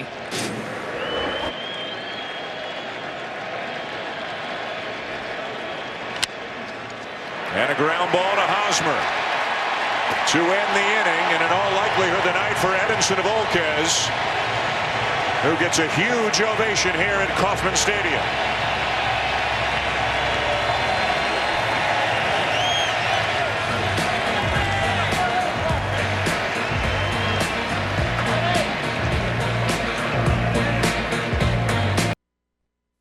Harvey very determined at times and seems determined to finish the game. It is Matt Harvey coming back out for the 9.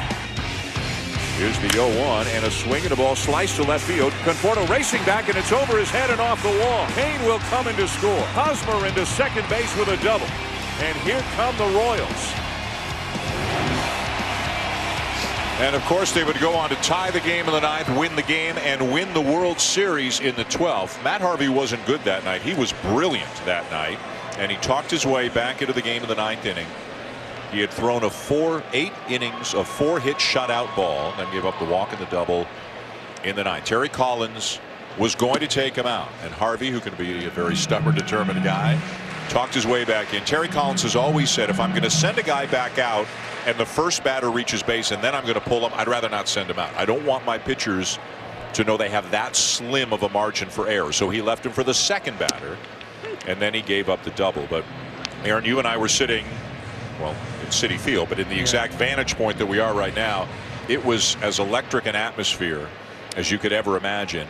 And anybody at Citi Field who said they disagreed with Harvey coming back out, that place went bananas when he came back out for the 9th. Yeah, they loved it. I think very few people had issue with him going back out there, and I would probably include the 3 of us in that. But I think we both felt like after the walk, I think it was time to go get Familia, who,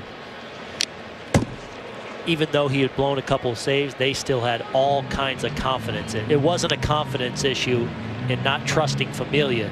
It was believing Harvey, who really cruised through the 8th inning, had plenty left, and I agree. And he was passionate. I mean, granted, now passion shouldn't drive decisions, but you put him back in, but the leash has to be short in that situation. Maybe not across the board throughout the season, but the World Series, you pull him. But you know what, you go back to August, September when the whole innings thing came up, and you know, Harvey got caught in the middle of that. He didn't say much for a while. They skipped him a little bit, and you have to believe that within him, I mean, how much more important could it be than just a World Series game? But within him, he had a burning desire to go out there and keep pitching as long as they would let him pitch. Let's take a look at tonight's pitching summary, brought to you by Carhartt. Dan Orthen, the pitching coach for the Mets, on the phone down to their bullpen right now. Harvey has pitched well, has economized his pitches a lot more than Volquez did, but it's Volquez and the Royals with a 2-0 lead right now. A couple of double plays behind Harvey tonight. He'll be looking for another one here. The batter is Eric Hosmer, who has started his 2016 season well. A couple of base hits and an RBI. And there's always been talk about Hosmer as terrific a player as he is. For whatever reason, people seem to think there's another level in terms of power. He hit 18 home runs last year. His career high is 19 as a rookie. Do you guys think 25-30 is in the cards for this guy? I think it's about his approach, and I was actually just going to say right now he's got 2 ground ball base hits, and this is the perfect time for him to let loose a little bit. He has the swing in him, but his approach is probably one of the biggest ground ball, I'm going to just hit contact type swings, but he has the power. And I think right here, this at bat is where you see Eric Hosmer maybe just get a big one. I had some players on the team predict to me in spring training that he was going to have a bigger year power-wise because they feel like he's stronger, and they said they could see that right from the first rounds of batting practice he took in the spring. The ballpark doesn't help him. It's a big yard. He's going to try to bunt for a base hit. Right, bare hands, throws, and doesn't get him. And this is where they continue to just go against everything you predict. Runner on first base. He's had 2 hits with a ground ball. Again, he's a first baseman. He's not your fast guy, but he reads the defense. He understands. He knows David Wright. He understands exactly the play with Cabrera laying down this bunt beautifully and diving into first base to get safe. I mean, it turns out it makes you difficult to shift against.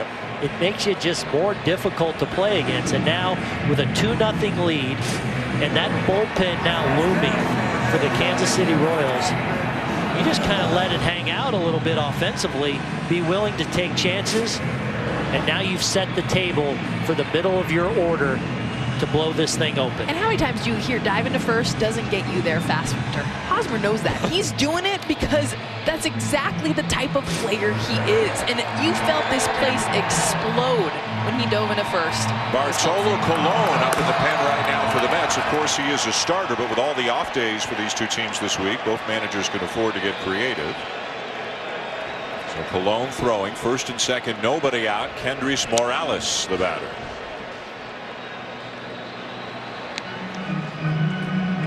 So the Royals have 6 hits tonight.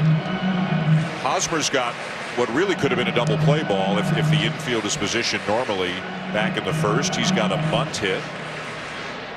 Infante's got an infield hit. Escobar had a flare into center field, but because they don't strike out, because they put it in play as much as they do, and generally speaking they've got a lot of speed at a lot of different spots in the batting order, they just have a knack for finding holes and reaching base when other teams are swinging and missing. And really, it's against a pitcher tonight in Matt Harvey, who's obviously as dominant as they come, and for the most part has been in command of what he's wanted to do on the mound, and they've just kind of manufactured runs in that Royal way.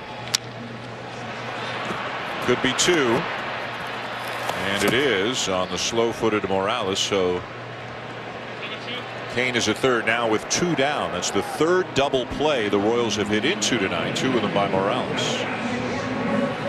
There's that new middle of the infield for the New York Mets, turning another double play and perhaps keeping the Mets in this game as the Royals threaten to bust it open again with that bullpen looming. Kelvin Herrera now up in the Kansas City pen after Volquez got out of the 6th. That signaled Hochevar to sit down, and Herrera, as of now, the 7th inning guy, Soria the 8th inning guy, and Wade Davis, of course, the closer. Here's Alex Gordon.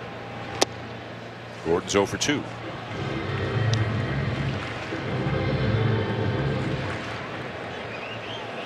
Gordon missed about 2 months last year with a groin injury. The Royals went out and got Ben Zobrist. He played left field till Gordon came back. Then he played second base because Infante was struggling. He had an injury, an elbow injury as well, had surgery in the offseason. Zobrist, such a valuable guy for the Royals last year.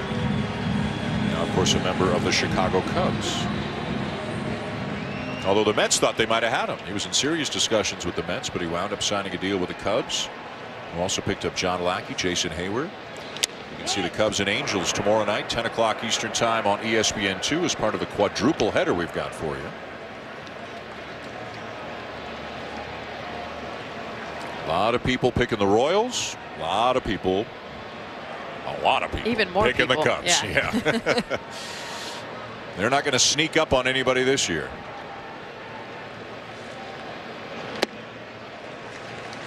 This AL Central, though, should be very interesting. A lot of parity in this division. The Tigers, barring health or assuming health, look like they're a much better team. That pitching staff for the Indians, the upstart Twins. You know, the White Sox made a lot of changes in the offseason. Yeah. They brought in some people. Then they had the whole Adam LaRoche thing that you wondered, would that have an impact on them going forward? It seems like all of that's quieted down now. So, well, the potential in that starting rotation as well. Yeah. Add some Todd Frazier and Brett Laurie. Yep. 2 big upgrades. 2-2 on the way. Liner to center and in there for a base hit. Gordon knocks in a run, scoring Kane to make it 3-0.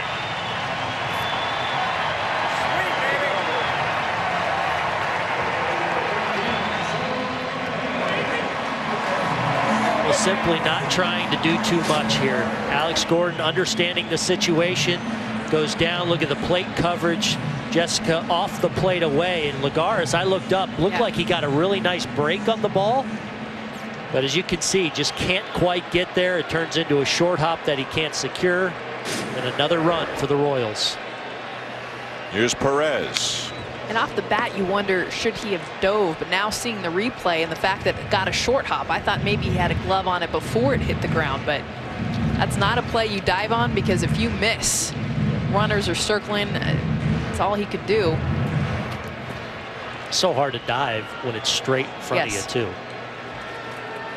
Perez 0 for 2. Base hit into left center. Gordon heading for third. And they just keep moving the line.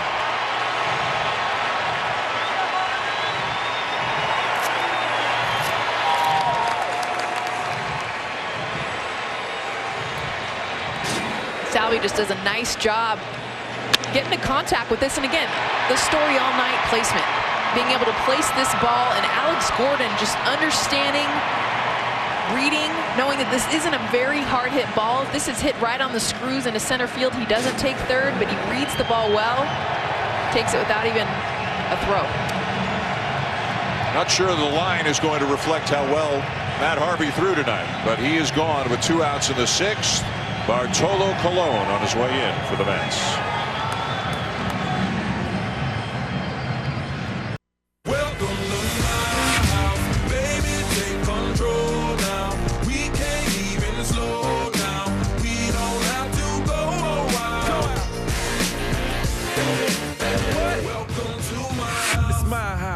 Opening night here in Kansas City, and 4 more games on the ESPN family of networks tomorrow. Opening day. Telecast presented by Scotts will begin with the Astros and the Yankees at 1 o'clock Eastern time. Felix Hernandez of the Mariners, Cole Hamels of the Rangers, 4 o'clock Eastern time. Our group here will be in San Diego. We'll see the Padres against Clayton Kershaw and the LA Dodgers, and then it's Jake Arrieta and the Cubs taking on the Angels, 10 o'clock Eastern time on ESPN2. Matt Harvey's night is done. 5 2/3, 3 runs in, 2 of them earned, 2 men on his responsibility. As soon to be 43-year-old Bartolo Colon comes into the game for the Mets. The starter during the regular season, a reliever in the playoffs last year. Omar Infante is the batter for Kansas City. Colon during the regular season went 14-13 with a 4.16 ERA. 24 walks in 194 2/3 innings. He pounds the strike zone, throws a ton of fastballs, even though that fastball is not overpowering anymore. In relief in the playoffs. It really is remarkable, Dan. It just, you know, this is a guy that used to throw 100 miles an hour back in the day, a former Cy Young Award winner, and now throws about 85% fastballs still, typically in the mid-upper 80s with the fastball now. But missed off the corner. Just typically living on the corners, moves the ball in and out a little bit, adds tail to it when he wants, takes a little off. Gordon, the runner at third, he drove in a run with a base hit. Salvador Perez followed that up with a base hit. And a strike taken, 3-1. Well, Infante thinking that's the same pitch you just called ball 3, and Bartolo Colon thinking that's the same pitch you just called ball 3 the time before. So they're both unhappy. That's right. One thinks it should be 2-2. One thinks it should be a walk. Up the middle, sharply hit, an RBI single for Infante. Gordon will score, and it's 4-0. It's just a really good at bat here from Omar Infante of just being patient and forcing him to come on the plate. Bartolo misses down and away again, just trying to nail that corner. And Infante is not going to give in because he knows he has a hitter count.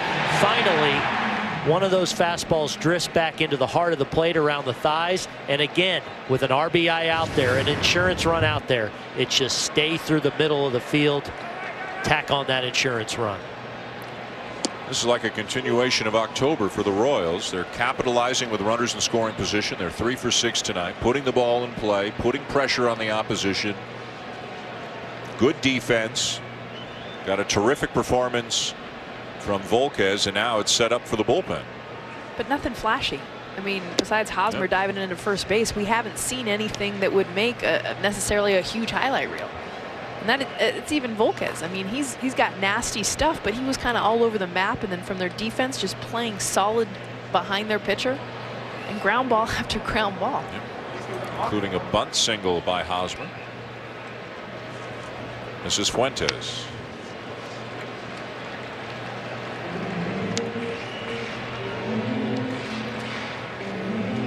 Tuesday night, Noah Syndergaard will be on the mound for the Mets. Chris Young will get the ball for the Royals. That'll be ring ceremony night. I think we would all agree the talk of potential retaliation by the Royals against Syndergaard for the pitch on Escobar in the World Series seems highly unlikely. Of course, in an American League park, Syndergaard won't be batting or anything like that. The Royals will play 2 games at Citi Field later in the season.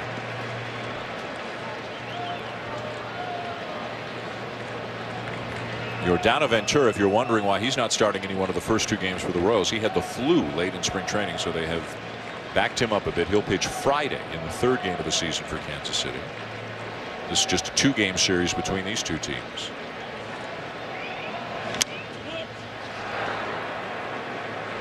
The Royals, as mentioned last year, were 12th in the American League in rotation ERA. Of course, Johnny Cueto, who was here late last season, is now a Giant. Ian Kennedy was signed to a 5-year, $70 million deal to eat up innings, just to keep him in the game, get it to the bullpen. And Chris Young will be a starter right out of the gate this year, as will Chris Medlin, who has had not 1 but 2 Tommy John surgeries.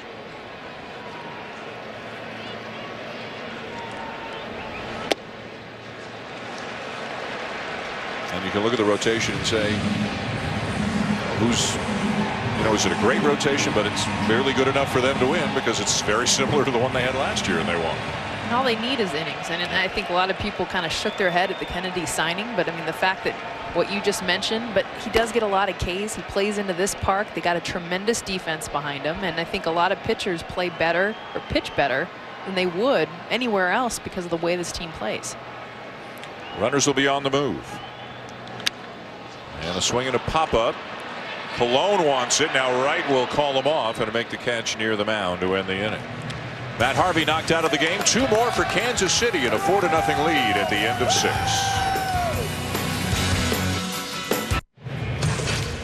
Welcome back to opening night here in Kansas City. The Royals lead the Mets 4-0 as we go to the top of the 7th inning. Dan Shulman, Jessica Mendoza, Aaron Boone, and Buster Olney with you. And as everybody who's a baseball fan knows, Aaron has become quite popular for many reasons. One of them is imitating batting stances and swings of major league hitters. So this week, Aaron decided to do Hall of Famer George Brett, which involves you, a righty, having a hit from the left side. Yes. Walk us through this. How hard was this? I actually like imitating guys that are lefties. Sometimes it's actually a little more natural for me.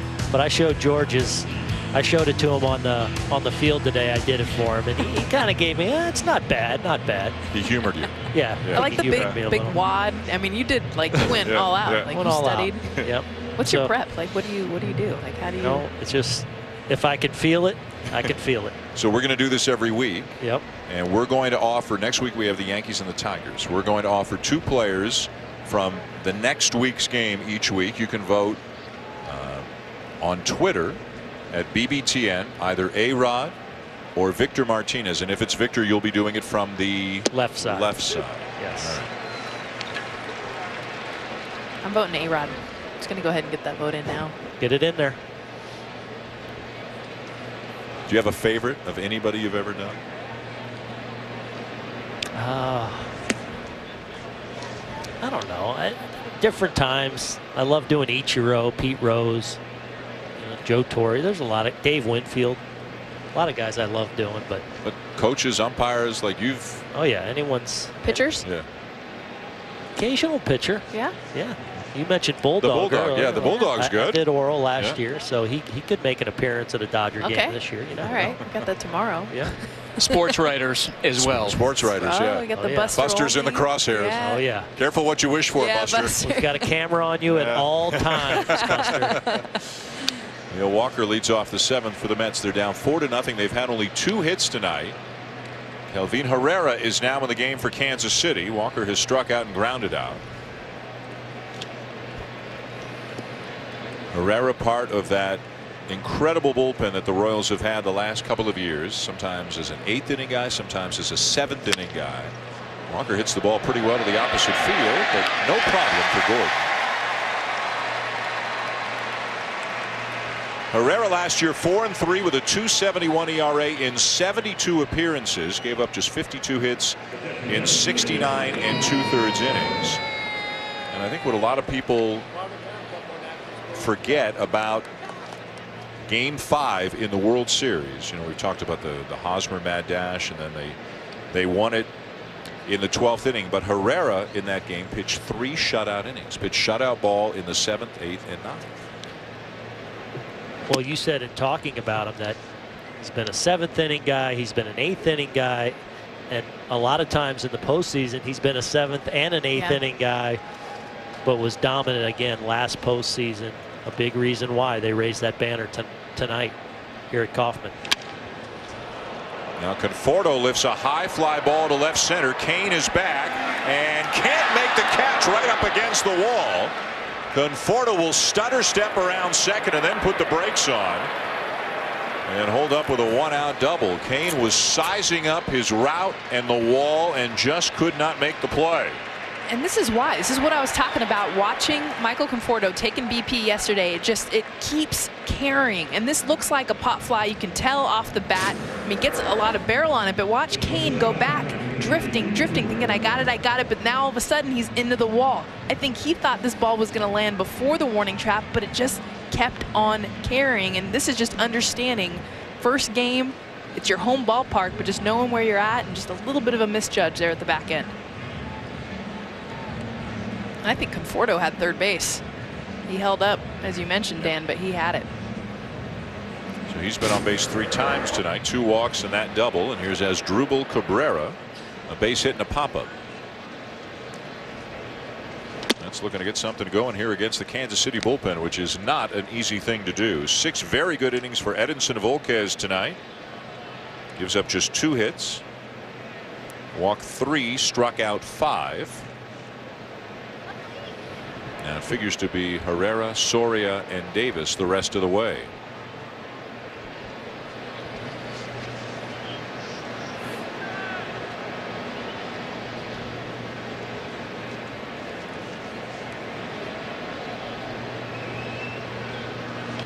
Swing and a miss, 1-1. Not bad when your 7th inning guy can come out throwing 97, 98 miles an hour. His swing and miss pitch, Dan, is that changeup that he can back in on this with 90 miles an hour. But remember last postseason what we saw, we started to see him break out a breaking ball, and it was primarily fastball change, but it's just a part of his evolution. Ground ball to the right side. 4 out number 2. Conforto to third on the play. And adding another weapon to his repertoire late in last season, and it became an important pitch for him last postseason. I think that was the breaking ball there that actually got in on the hands of Cabrera.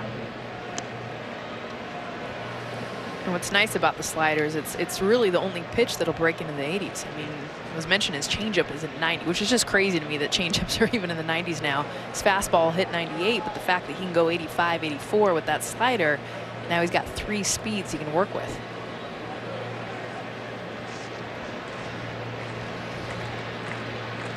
Two down in the inning for d'Arnaud, who has grounded out and struck out.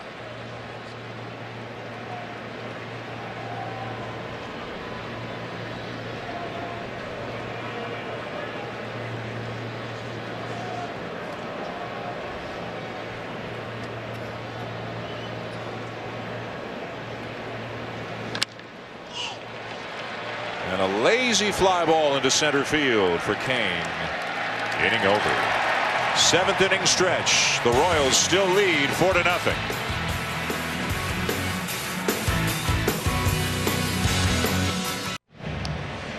Aerial coverage provided by Goodyear, covering the bases with tires for superior performance all season long. Goodyear, more driven.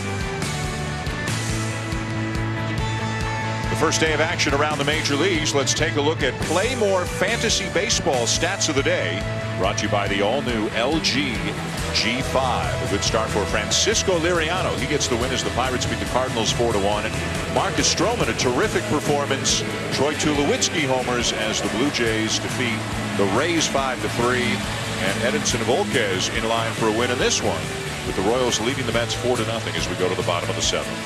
How about Tulo being the first guy to go yard this season? And I mean, so much talk about that Blue Jays offense, but he was the guy that really wasn't necessarily their stronger hitter, wasn't the classic Tulo you saw. Comes out with a vengeance, at least game 1, crushes. Just got there end of July last year, and then suffered that unusual injury, the small fracture like in the shoulder blade when he backpedaled for a pop-up, and Kevin Pillar, who evidently has a very sharp chin, ran into him from behind, and Tulo missed a few weeks. Ground ball to third. That's why I stay and clear Escobar of retired. Booney. Bartolo Colon still on the mound for the Mets. One down here in the bottom of the 7th. Well, what about the American League East? You guys talked about the Central a little bit before. What do you think of the Blue Jays? What do you think of the Red Sox? Yankees, Rays? I have the Blue Jays as a wild card, but I like the Red Sox a lot too. And like anything, there's a lot of ifs, but I really like their upgrades you mentioned earlier with Carson Smith, Craig Kimbrell, David Price coming over. I think their offense, what they're doing right now with benching Pablo Sandoval, putting Rusney Castillo, at least in the beginning, on the bench, just to kind of push some things and say, hey, you know what, we got some guys coming up like a Travis Shaw that could be really strong. We saw Joakim Soria now warming in the pen for Kansas City. Who's your AL East champ? I went with the Jays. I think interesting, one of their big decisions was moving Aaron Sanchez into that starting rotation to start the year. Backhanded at short by Cabrera. And a healthy Marcus Stroman now. Obviously, they lose David Price, who was so big for them the final 2 months of the season, but they gain a healthy Marcus Stroman. If Aaron Sanchez can become the guy I think they're hoping for to supplement that offense, and they've addressed some of the issues they had in the pen, so they have a chance to have a very good pen. I think they're the class right now of what should be a very tight AL East. They've talked about an innings limit for Sanchez, although no number's been put on it. And possibly at some point having to move him to the bullpen later in the season. It seems kind of open right now. Obviously they're aware of it, they're concerned about it, but it's going to get interesting though. Yeah. Especially if he's strong, as strong as he's looked early in spring training at least. You know, then you look at a team like the Yankees, and if everything goes right, if they're veteran players, A-Rod, Teixeira, Beltran, if the older guys can stay healthy and be productive. Obviously the bullpen once Chapman gets back 7, 8, 9 is ridiculous, but they appear to have all kinds of possibilities, but all kinds of is Severino ready to become a top of the rotation? I think he is. And so yeah, they're just dependent upon health of their veteran players. Colon 3 up, 3 down. He gets the Royals in the bottom of the 7th.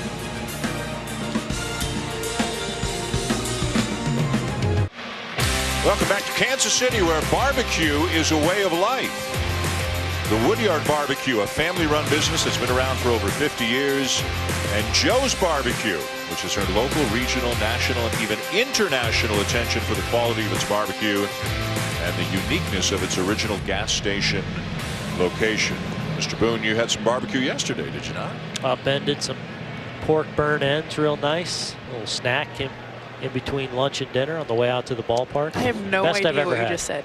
You get you some pork burnt ends next time you're in Kansas City. That was a snack between lunch and dinner? Yeah. Yes, yesterday? Yeah.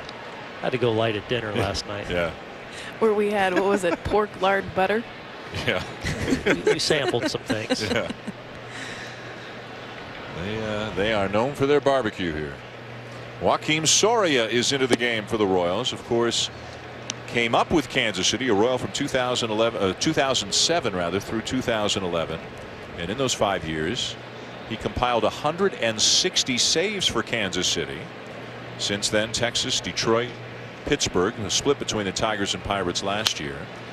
Now, with Holland gone, Davis moving into the closer role, Soria signs a 3-year deal, in effect to be the setup man to take over Davis's old role, but a guy who can obviously close, obviously has the experience closing if they ever need that. And I like the order that Ned Yost is utilizing the back of his bullpen. I like the fact that he has Herrera backed up by Soria. Juan Lagares shoots one up the middle for a base hit. Because they're so different. I mean, Soria is not going to come in and blow it by you. He's going to sit 92. He's got a slider that's going to, he's got 4 or 5 different pitches that he's going to utilize. So now you got 1 inning for these batters against Herrera, completely different with Soria. Yep. Rarely will you see a closer type, and that's what Soria has been much of his career, being a true 4-pitch mix. And then you got this guy next. Nasty. Which he could probably throw behind anybody. If you like ERAs under 1, he's pretty good. It's decent.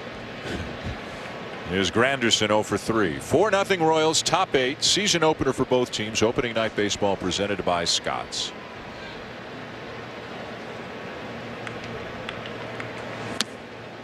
He falls behind 2-0.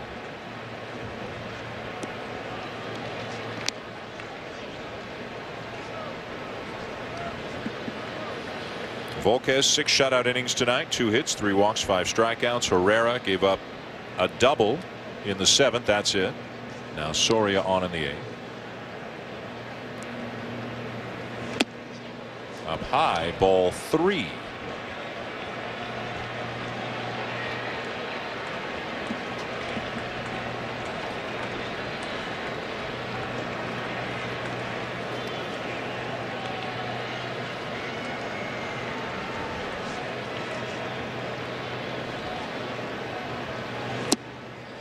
First and second, nobody out. Opening night baseball on ESPN is presented by Scott's Easy Seed. Grows grass anywhere, guaranteed. And in part by Carhartt. Outwork them all. A very fun night for the Royals and their fans. Pre-game, raising the World Series banner. Displaying the trophy. They handed out a silver slugger and 3 gold gloves from a year ago. And they've got the lead. You do have to feel a little bit for the Mets. I was thinking the same thing. Like, what do you think's going? Because they come in, they're expecting it. But this, I mean, it was one thing after another. And they had to stand out there and just watch the whole thing. Plus, that giant video board in center field. Entire pregame is just showing over and over and over the lowlights really for the Mets and the highlights for the Royals from the World Series. And the bad news for the Mets is Tuesday night it's going to happen all over again because they have the ring ceremony. And again, for people who may not be aware, it is a coincidence these two teams, the two teams that were in the World Series, are playing to start the next regular season. The schedule is set long before October. This is the first time that two teams that played in the World Series started the next season against one another, but it only could have happened in the last 4 years because remember the old way interleague play used to be, it was all kind of congested into 2 or 3 segments during the season. Now with 15 and 15 in each league, you've got to have an interleague series going on all the time, and it just so happens the Mets and the Royals wound up playing one another.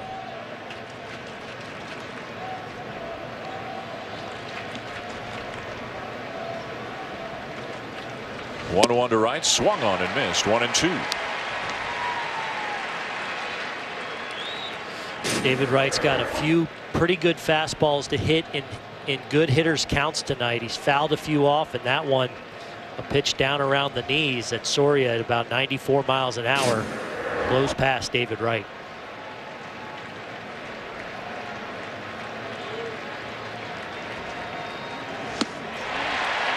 And he got him, 1 down.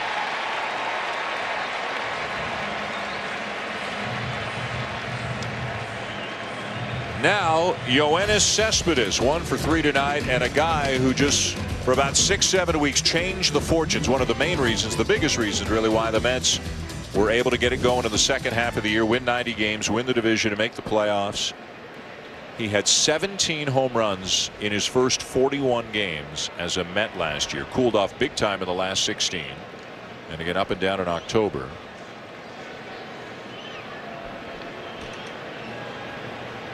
How many of those bright yellow arms did you see throughout the country when he was on that run? And it seemed like everyone was jumping on the Yoenis Cespedes bandwagon.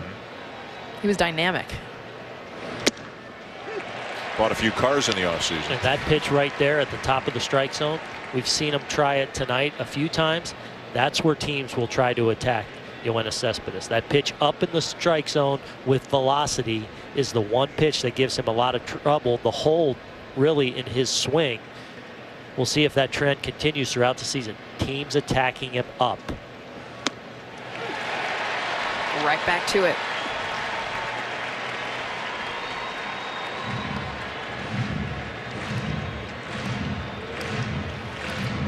An opportunity here for the Mets to make some noise, do some damage, trailing 4-0 in the 8th inning. Runners at first and second with 1 down, and Lucas Duda on deck.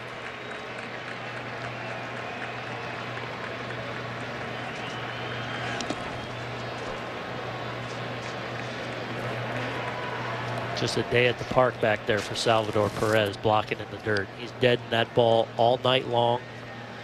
I mean, he just made that one look extremely easy. Looked like maybe a changeup or a curveball after 2 fastballs up around the belt. We'll show me pitch here to Cespedes. See if that just could do that again, or possibly try and climb the ladder again with that fastball as he's changed his eye level now.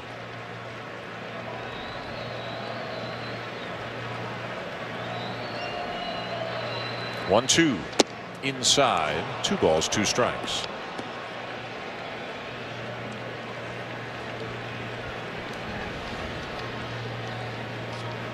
A sellout crowd of 40,030 here at Kauffman Stadium. Wade Davis starting to limber up in anticipation of an appearance in the 9th inning.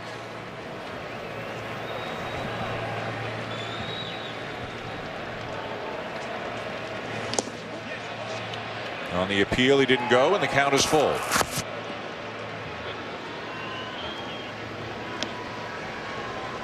I think now, Jess, 3-2 count here. He's shown him a couple of off-speed pitches. I think it's cut loose with your best fastball in the heart of the plate, but attack the top of the strike zone.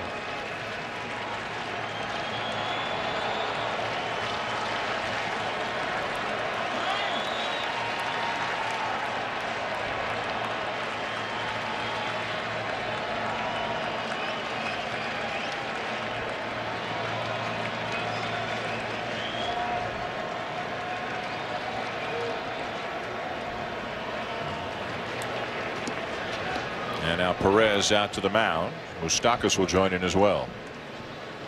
Wonder if that had a little to do with lack of conviction on that pitch selection. You know, obviously Lagares not going anywhere there. Maybe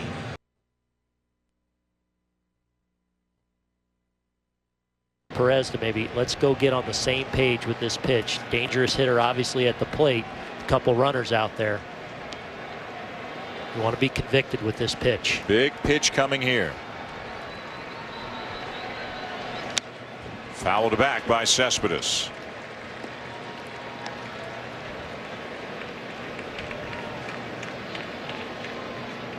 Already 18 pitches thrown in the inning by Soria. 1 in the first, 1 in the fourth, 2 more in the 6th for Ned Yost Kansas City Royals. The Mets trying to get something across here in the 8th.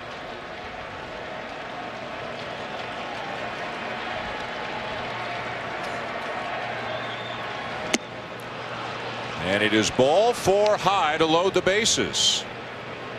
Great at bat by Yoenis Cespedes, and he starts out, as you mentioned, Booney, he got 0-2 because of those 2 high fastballs, but then Soria comes back in the dirt, the changeup, fastball in, misses off the plate, and it goes back with a slider away in the dirt. Another fastball that Cespedes fouls off and wastes, and then he tries to come back. That's the pitch you were calling that would have been the K pitch possibly if it was in the strike zone, but Cespedes, great at bat, starting 0-2, gets the walk.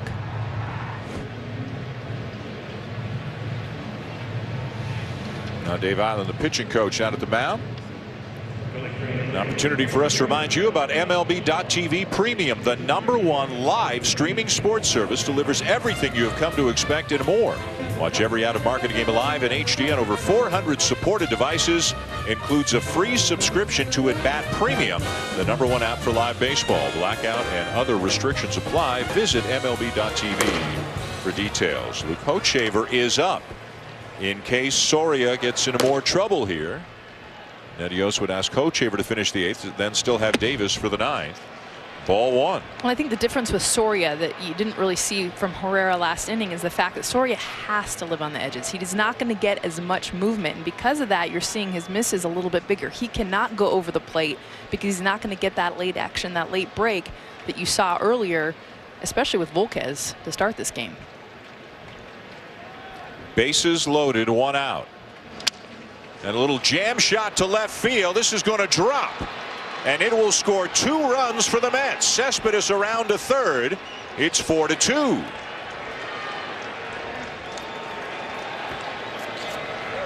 Well, ahead in the count, and Soria actually probably makes the pitch he wants. He wants to get in on the hands of Lucas Duda, and he does.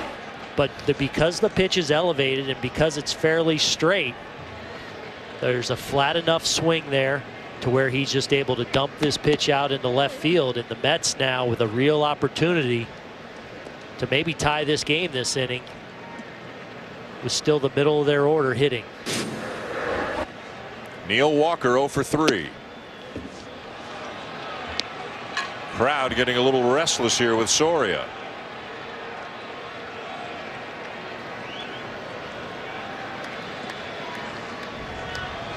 Two hits, 2 walks, 2 runs given up by Soria thus far here in the 8th inning. And this is the time of game you're within 2 runs. You think about Conforto earlier, that double that he gets that he should have taken third base, that would have ended up being a run.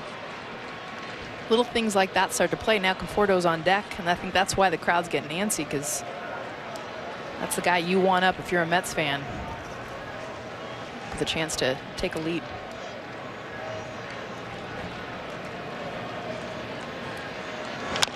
Ground ball foul, 1-2.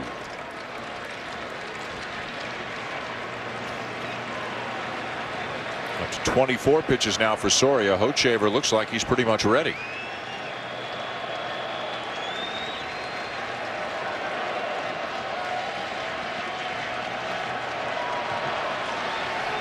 Walker has popped 16 home runs a year ago with the Pirates. This is his strong side. A swing and a ground ball to second. There's one. Not in time at first. Fielder's choice and an RBI to make it 4-3. Well, just simply too slow developing of a play for the Royals to have a chance to turn this. Walker running from the left side. The ball gets in on him, in on the hands. You see him out of the box running hard all the way. No chance for the Royals to turn that over. And another run here for the Mets, though, to get right back in this game. So they're within 1. The tying run is at first with 2 down in Walker, and the batter is Conforto. 2 walks and a double tonight.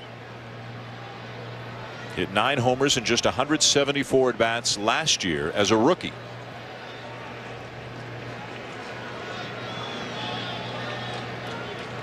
And this is his first opening day game, but he told me pregame, he's like, I just played in the World Series. I can handle big moments. On the appeal, no swing. Hit a couple of home runs in a game 4 of the World Series last year.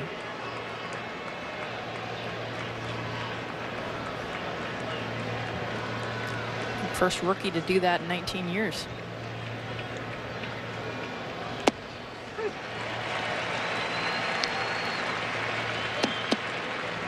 You see Soria kind of step away there, just kind of not locating the ball like he's accustomed to here in his first game back with the Royals. And you saw Salvador Perez doing what he does, kind of pounding that glove. Hey, you're all right.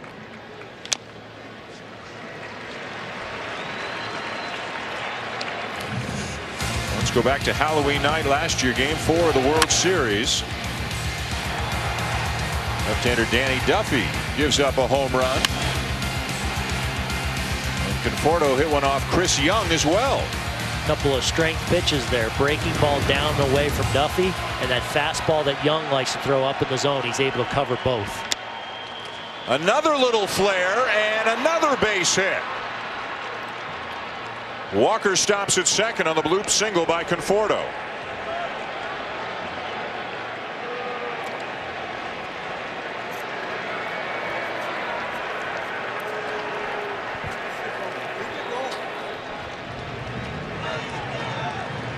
Well, right now the Mets playing a little bit of Royals at their own game. I mean, he just gets enough of this ball, finds grass. I mean, this is as bloop as you're going to get it, finding the one spot. And look at him just fight off this count, this pitch that kind of breaks in on his hands.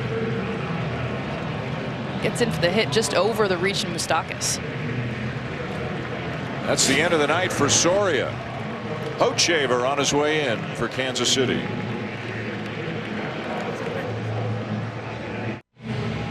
Join Major League Baseball New Era and the 30 clubs as we celebrate opening day. Show your team pride by wearing your favorite cap tomorrow and share on social using hashtag #CapsOn for a chance to win prizes. Tune into all the opening day action tomorrow on ESPN.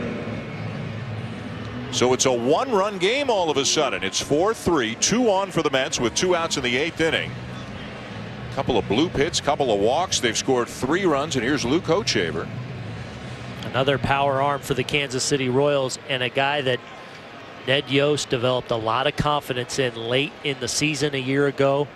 Became a guy that he really leaned on heavily in these situations. Runners on base, fastball, cutter, and a curveball you'll see from Hochevar. Asdrubal Cabrera is the batter. He's 12 for 36 lifetime against Hochevar. Fouls off the first pitch, 0-1. Cabrera's 1 for 3 tonight. And that was the cut fastball there to start Cabrera. Starts on the plate. Broke into the inside corner and in on the hands. Cabrera couldn't hold up. A chance to deliver a big, huge hit here in his first game with the Mets.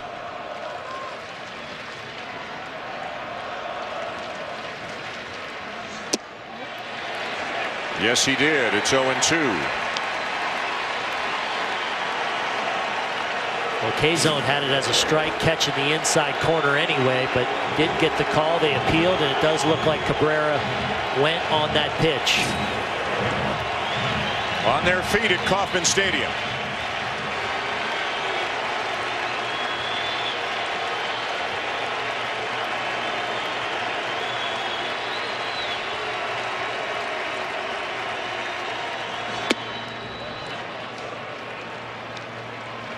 Hochevar last year, 3.73 ERA in 49 appearances. He was terrific in the playoffs. 9 appearances, 10 2/3 innings. Did not allow a run in the postseason.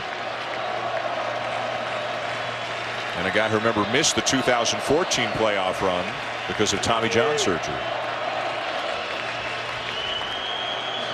Got him. Nasty pitch from Hochevar. The Mets strand a couple. And the Royals still have the lead.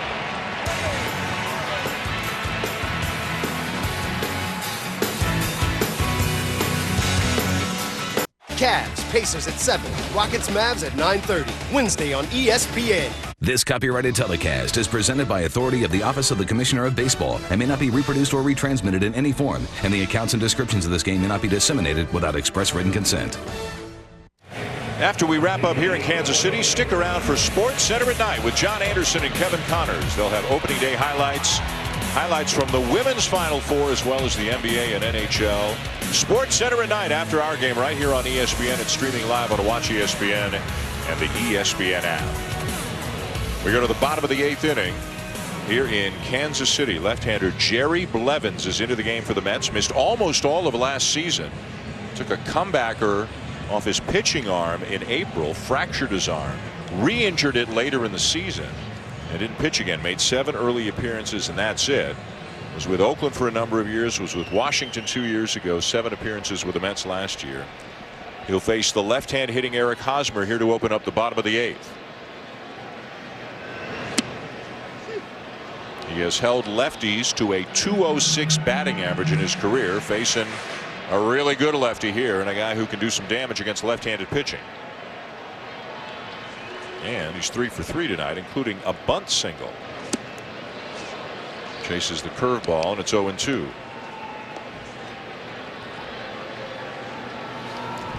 So it'll be Wade Davis time in the top of the 9th inning with at least a 1-run lead. Royals trying to give Davis a little bit more of a cushion. A little squibber out in front of the plate. D'Arnaud down to first in time. Well, despite that little squibber there, it's been a real good night for Eric Hosmer. A little seeing eye single the other way that got the scoring started for the Kansas City Royals. His first at bat, then he works that first base hole on the first second base hole on the first base side, and then beats the shift with an outstanding bunt, head first dive into first. Oh yeah, he's a Gold Glover, by the way, too. The first good scoring opportunity for the Mets. He lays out, robs Lucas Duda a chance to get back in this game early. Eric Hosmer earning his keep again in opening night.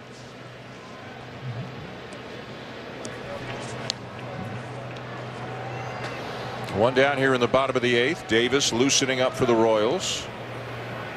Kendrys Morales, the switch hitter, turns around to bat from the right side against the left-hander Blevins.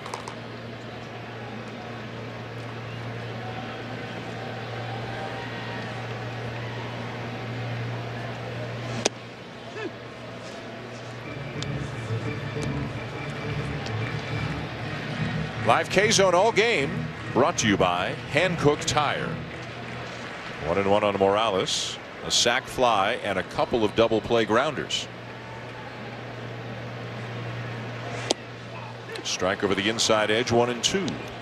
Blevins, who showed off the curveball, a big pitch for him against lefties to retire Hosmer here after falling behind. A couple of well-located fastballs, one on the outside corner, that one on the inside corner. Morales coming back in now. Missed too far in, 2-2.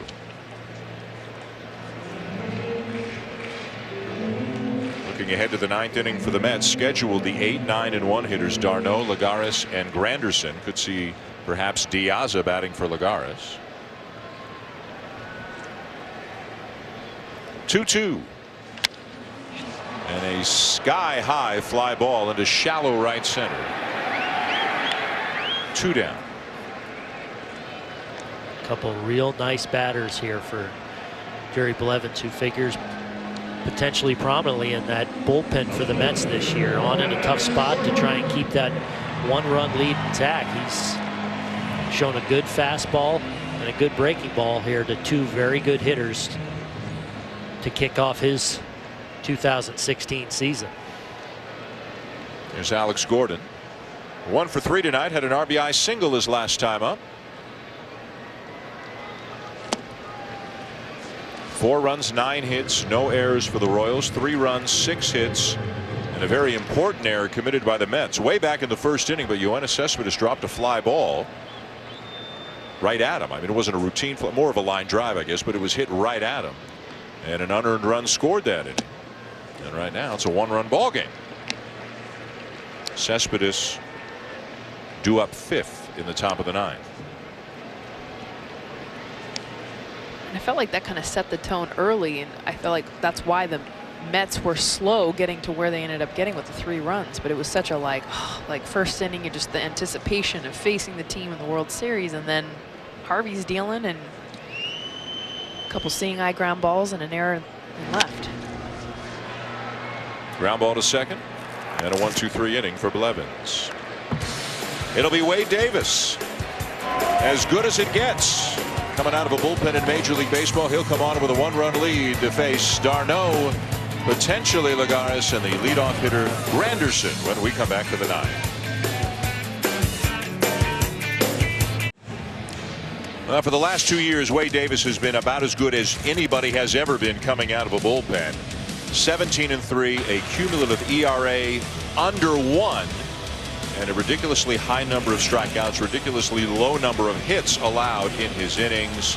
And he got the final 3 outs in Game 5 of the World Series last year. He moved from 8th inning to 9th inning after the injury to Greg Holland. Didn't miss a beat. And he is on here with a 1-run lead. A save situation on opening night with the Royals leading the Mets 4-3.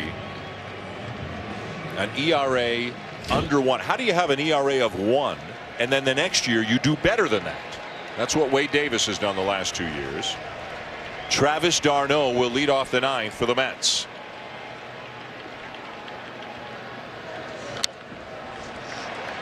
Foul to back, 0-1. Aaron, what is it that makes Wade Davis so incredibly hard to hit? Well, he's developed elite command, but you're going to see mid-high 90s fastball, an outstanding cut fastball that he's developed as a reliever, and then a wipeout breaking ball. It's a similar repertoire as Luke Hochevar, but it's just another notch up from a stuff standpoint. Just missed.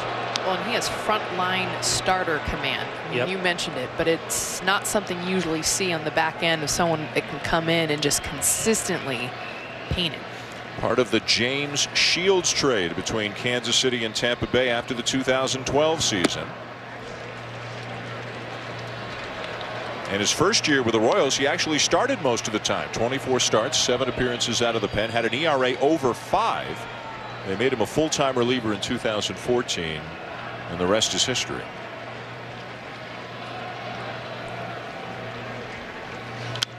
Two and two.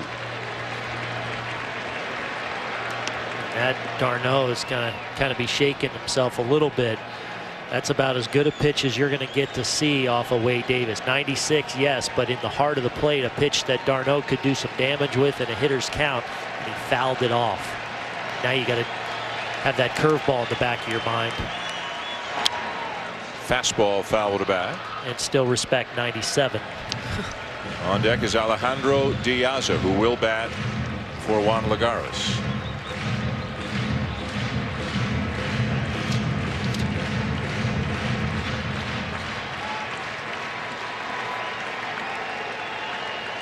Again, the 2-2. Just missed outside again. That cut fastball right on the edge. And you don't want this anywhere else. Against a hitter like d'Arnaud, you want to paint it, and you see the K-zone picks it up right as a strike. You talk about command, that's exactly what you talk about Black, and he laced it exactly where he wanted to. Did not go, and it's ball 4, and d'Arnaud is sprinting down to first base, almost as if he's thinking, hey, I might have gotten away with something at some point during that at bat. And now we're going to have a runner for him.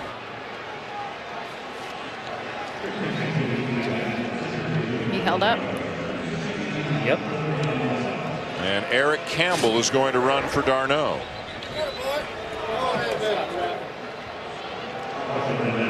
d'Arnaud definitely got a break there on that 2-2 pitch, but nonetheless a good at bat to lay off some pitches and ultimately lay off that 3-2 pitch to get that tying run on with nobody out. Potentially a bunt situation with De Aza, who handles the bat pretty well, but in on the grass at third to Moustakas. Hosmer holding on Campbell, and the pitch. Ball 1. The Mets scratched their way to 3 runs in the 8th inning. There were 2 bloop hits to left field in the inning, 2 walks. A fielder's choice scored a run. It doesn't matter how hard they hit them. They found some holes. They found some green. They're back within 1 with the leadoff man aboard here in the 9th. De Aza with the Orioles and Red Sox last year takes high, ball 2.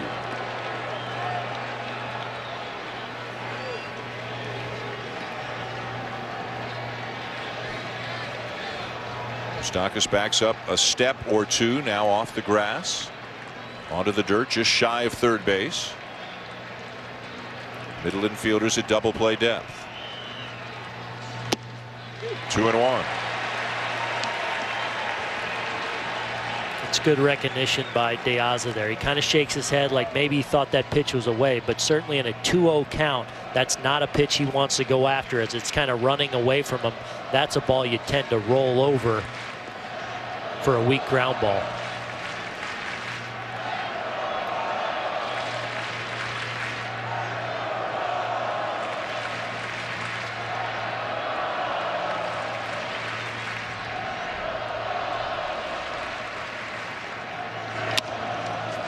Ground ball to second. They'll force the lead runner, and that's it. Infante spinning and making a nice throw to Escobar. And what I love about that play is there was no rush in Omar Infante. Even though Campbell's on, who runs pretty well, and it's kind of a slow developing play, he realizes right away he's probably got no chance at turning a double play. But he gets his feet under him without rushing. He knows his clock. He knows how much time he has. Get himself in good position to make a strong and accurate throw and at least get that lead runner. You see Escobar there understanding there's going to be no chance to turn this. Very good, calm veteran play there by Omar Infante. Now Granderson, lots of power, 26 home runs a year ago, 3 for 11 in his career against Wade Davis. The tying run at first with 1 out here in the 9th inning.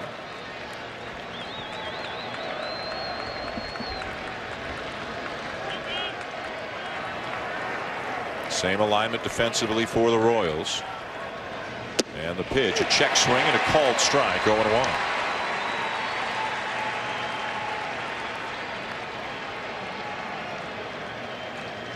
De Aza, who's stolen a lot of bases in his career, doesn't run as well as he used to.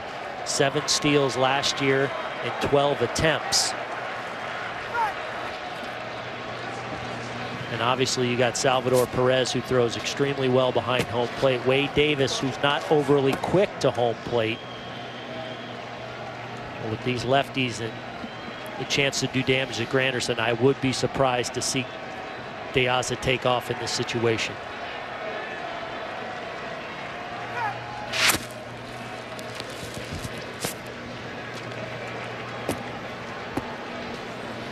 David Wright, the on-deck hitter for the Mets. 0-1 the count on Granderson. Cespedes behind Wright if it gets that far.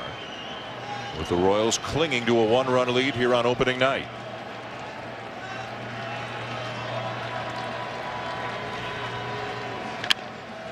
Pulled foul, 0-2.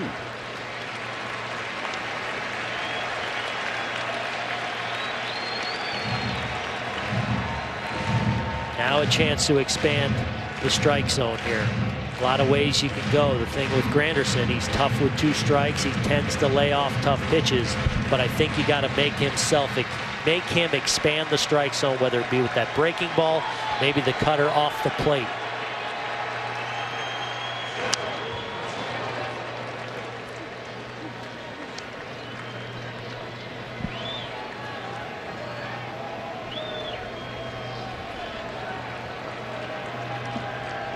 To the count. Moustakas, once it got to 2 strikes, backed up at third. Middle infielder still looking to turn that double play to try to end this game. The lead by De Aza. And the 0-2, a swing and a ground ball, base hit up the middle for Granderson. De Aza will make the turn and head to third. The throw is not in time, and the Mets have the tying run 90 feet away. Guys, I feel like time and time again last postseason we saw these kind of at-bats from Curtis Granderson, where he would fall behind an outstanding pitcher. Here an 0-2 count. They want to go off the plate away, but it doesn't get far enough to where he wants it. It maybe catches the edge of the plate.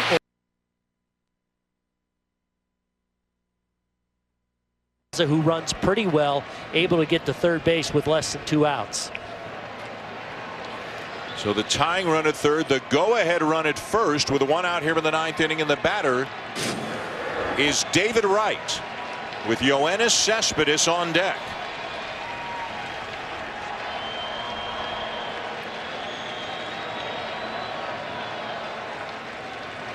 Davis sets, and the pitch, a fastball on right, is late on it. 0-1. Nicely, I think he's going to get a heavy dose of hard.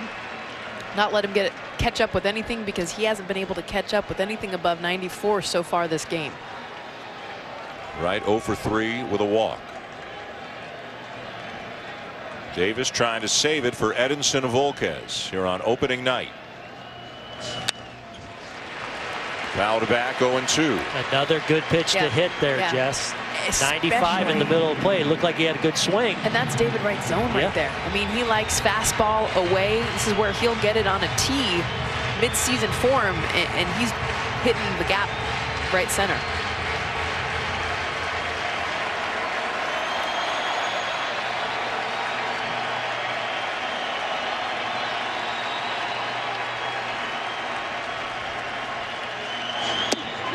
Strike 3 called, 2 down.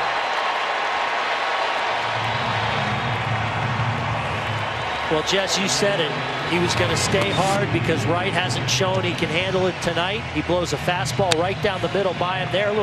Maybe a little cutter that he puts a pretty good swing on, and then paints the inside corner that I think David maybe thought was in off the plate, but maybe a little cut action to bring it back over the inside corner. A huge pitch by a big-time closer. Now an out away for the Royals to close this one out. So with the tying run at third and 2 down in the 9th, the best the Royals have against the most dangerous hitter the Mets have, Davis facing Cespedes. And a strike, 0-1. And I think the same philosophy here with Cespedes. Attack him hard, try and elevate up in the zone, and then maybe expand with some of your secondary pitches. He's had some success, as you can see, against Davis.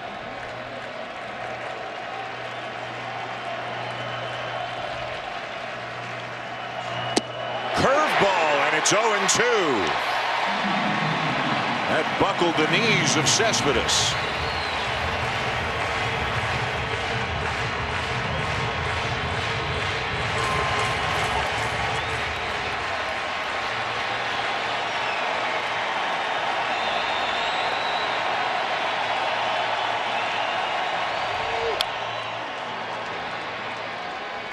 There's that pitch up. But now if you're Wade Davis and Salvador Perez, though, it's just another strike. So it's still 0-2. You've got to continue to expand the zone and make Cespedes hit the pitch you want. You got to look a little too fine with Curtis Granderson. Left the pitch with 2 strikes that he could handle.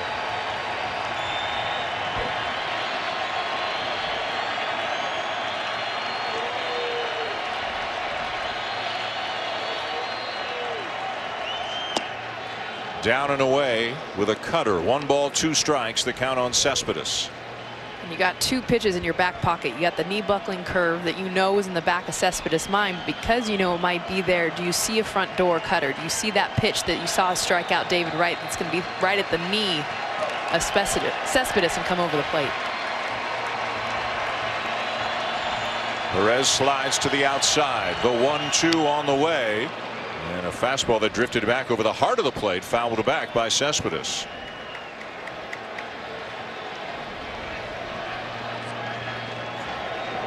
The Mets got 3 in the 8th. Tying runs 90 feet away, but there are 2 outs now in the 9th.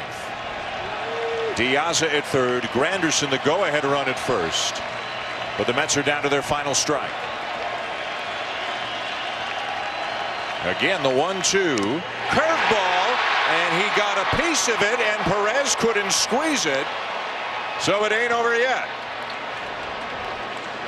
This is just a great job by Cespedes to try to get a piece of it. And you see he's beat, but he just enough to nick it. But Perez holds on to that. This game's over. It's almost the same pitch that was strike 2. Cespedes just able to get a piece of that.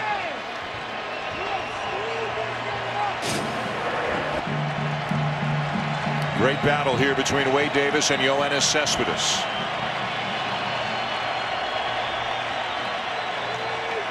The pitch.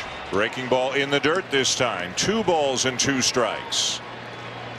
And 2 really good at-bats from good hitters, and Granderson and Cespedes behind in the count, and yet another outstanding play by Salvador Perez with the tying run down there at third. All he does is deaden it and make it look extremely easy, as he has all night. Davis straightens up at the side. The 2-2. Fastball swung on and missed, and the Royals win it.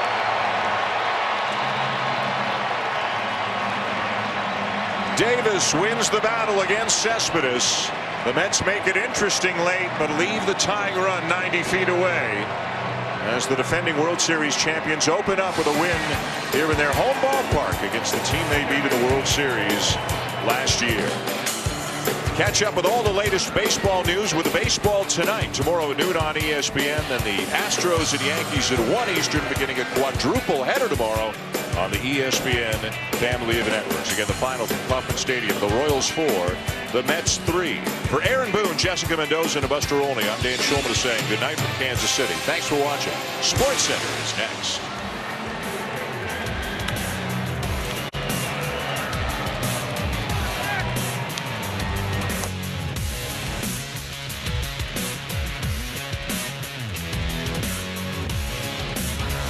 This is SportsCenter.